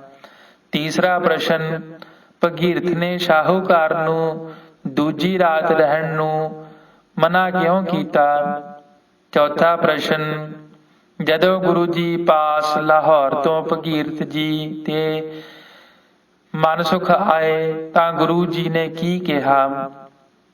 ਪੰਜਵਾਂ ਪ੍ਰਸ਼ਨ, ਗੁਰੂ ਜੀ ਨੇ ਮਨ ਸੁਖ ਨੂੰ ਸੱਚੇ ਸੁਖ ਦੀ ਪ੍ਰਾਪਤੀ ਕਿਸ ਤਰ੍ਹਾਂ ਦੱਸੀ?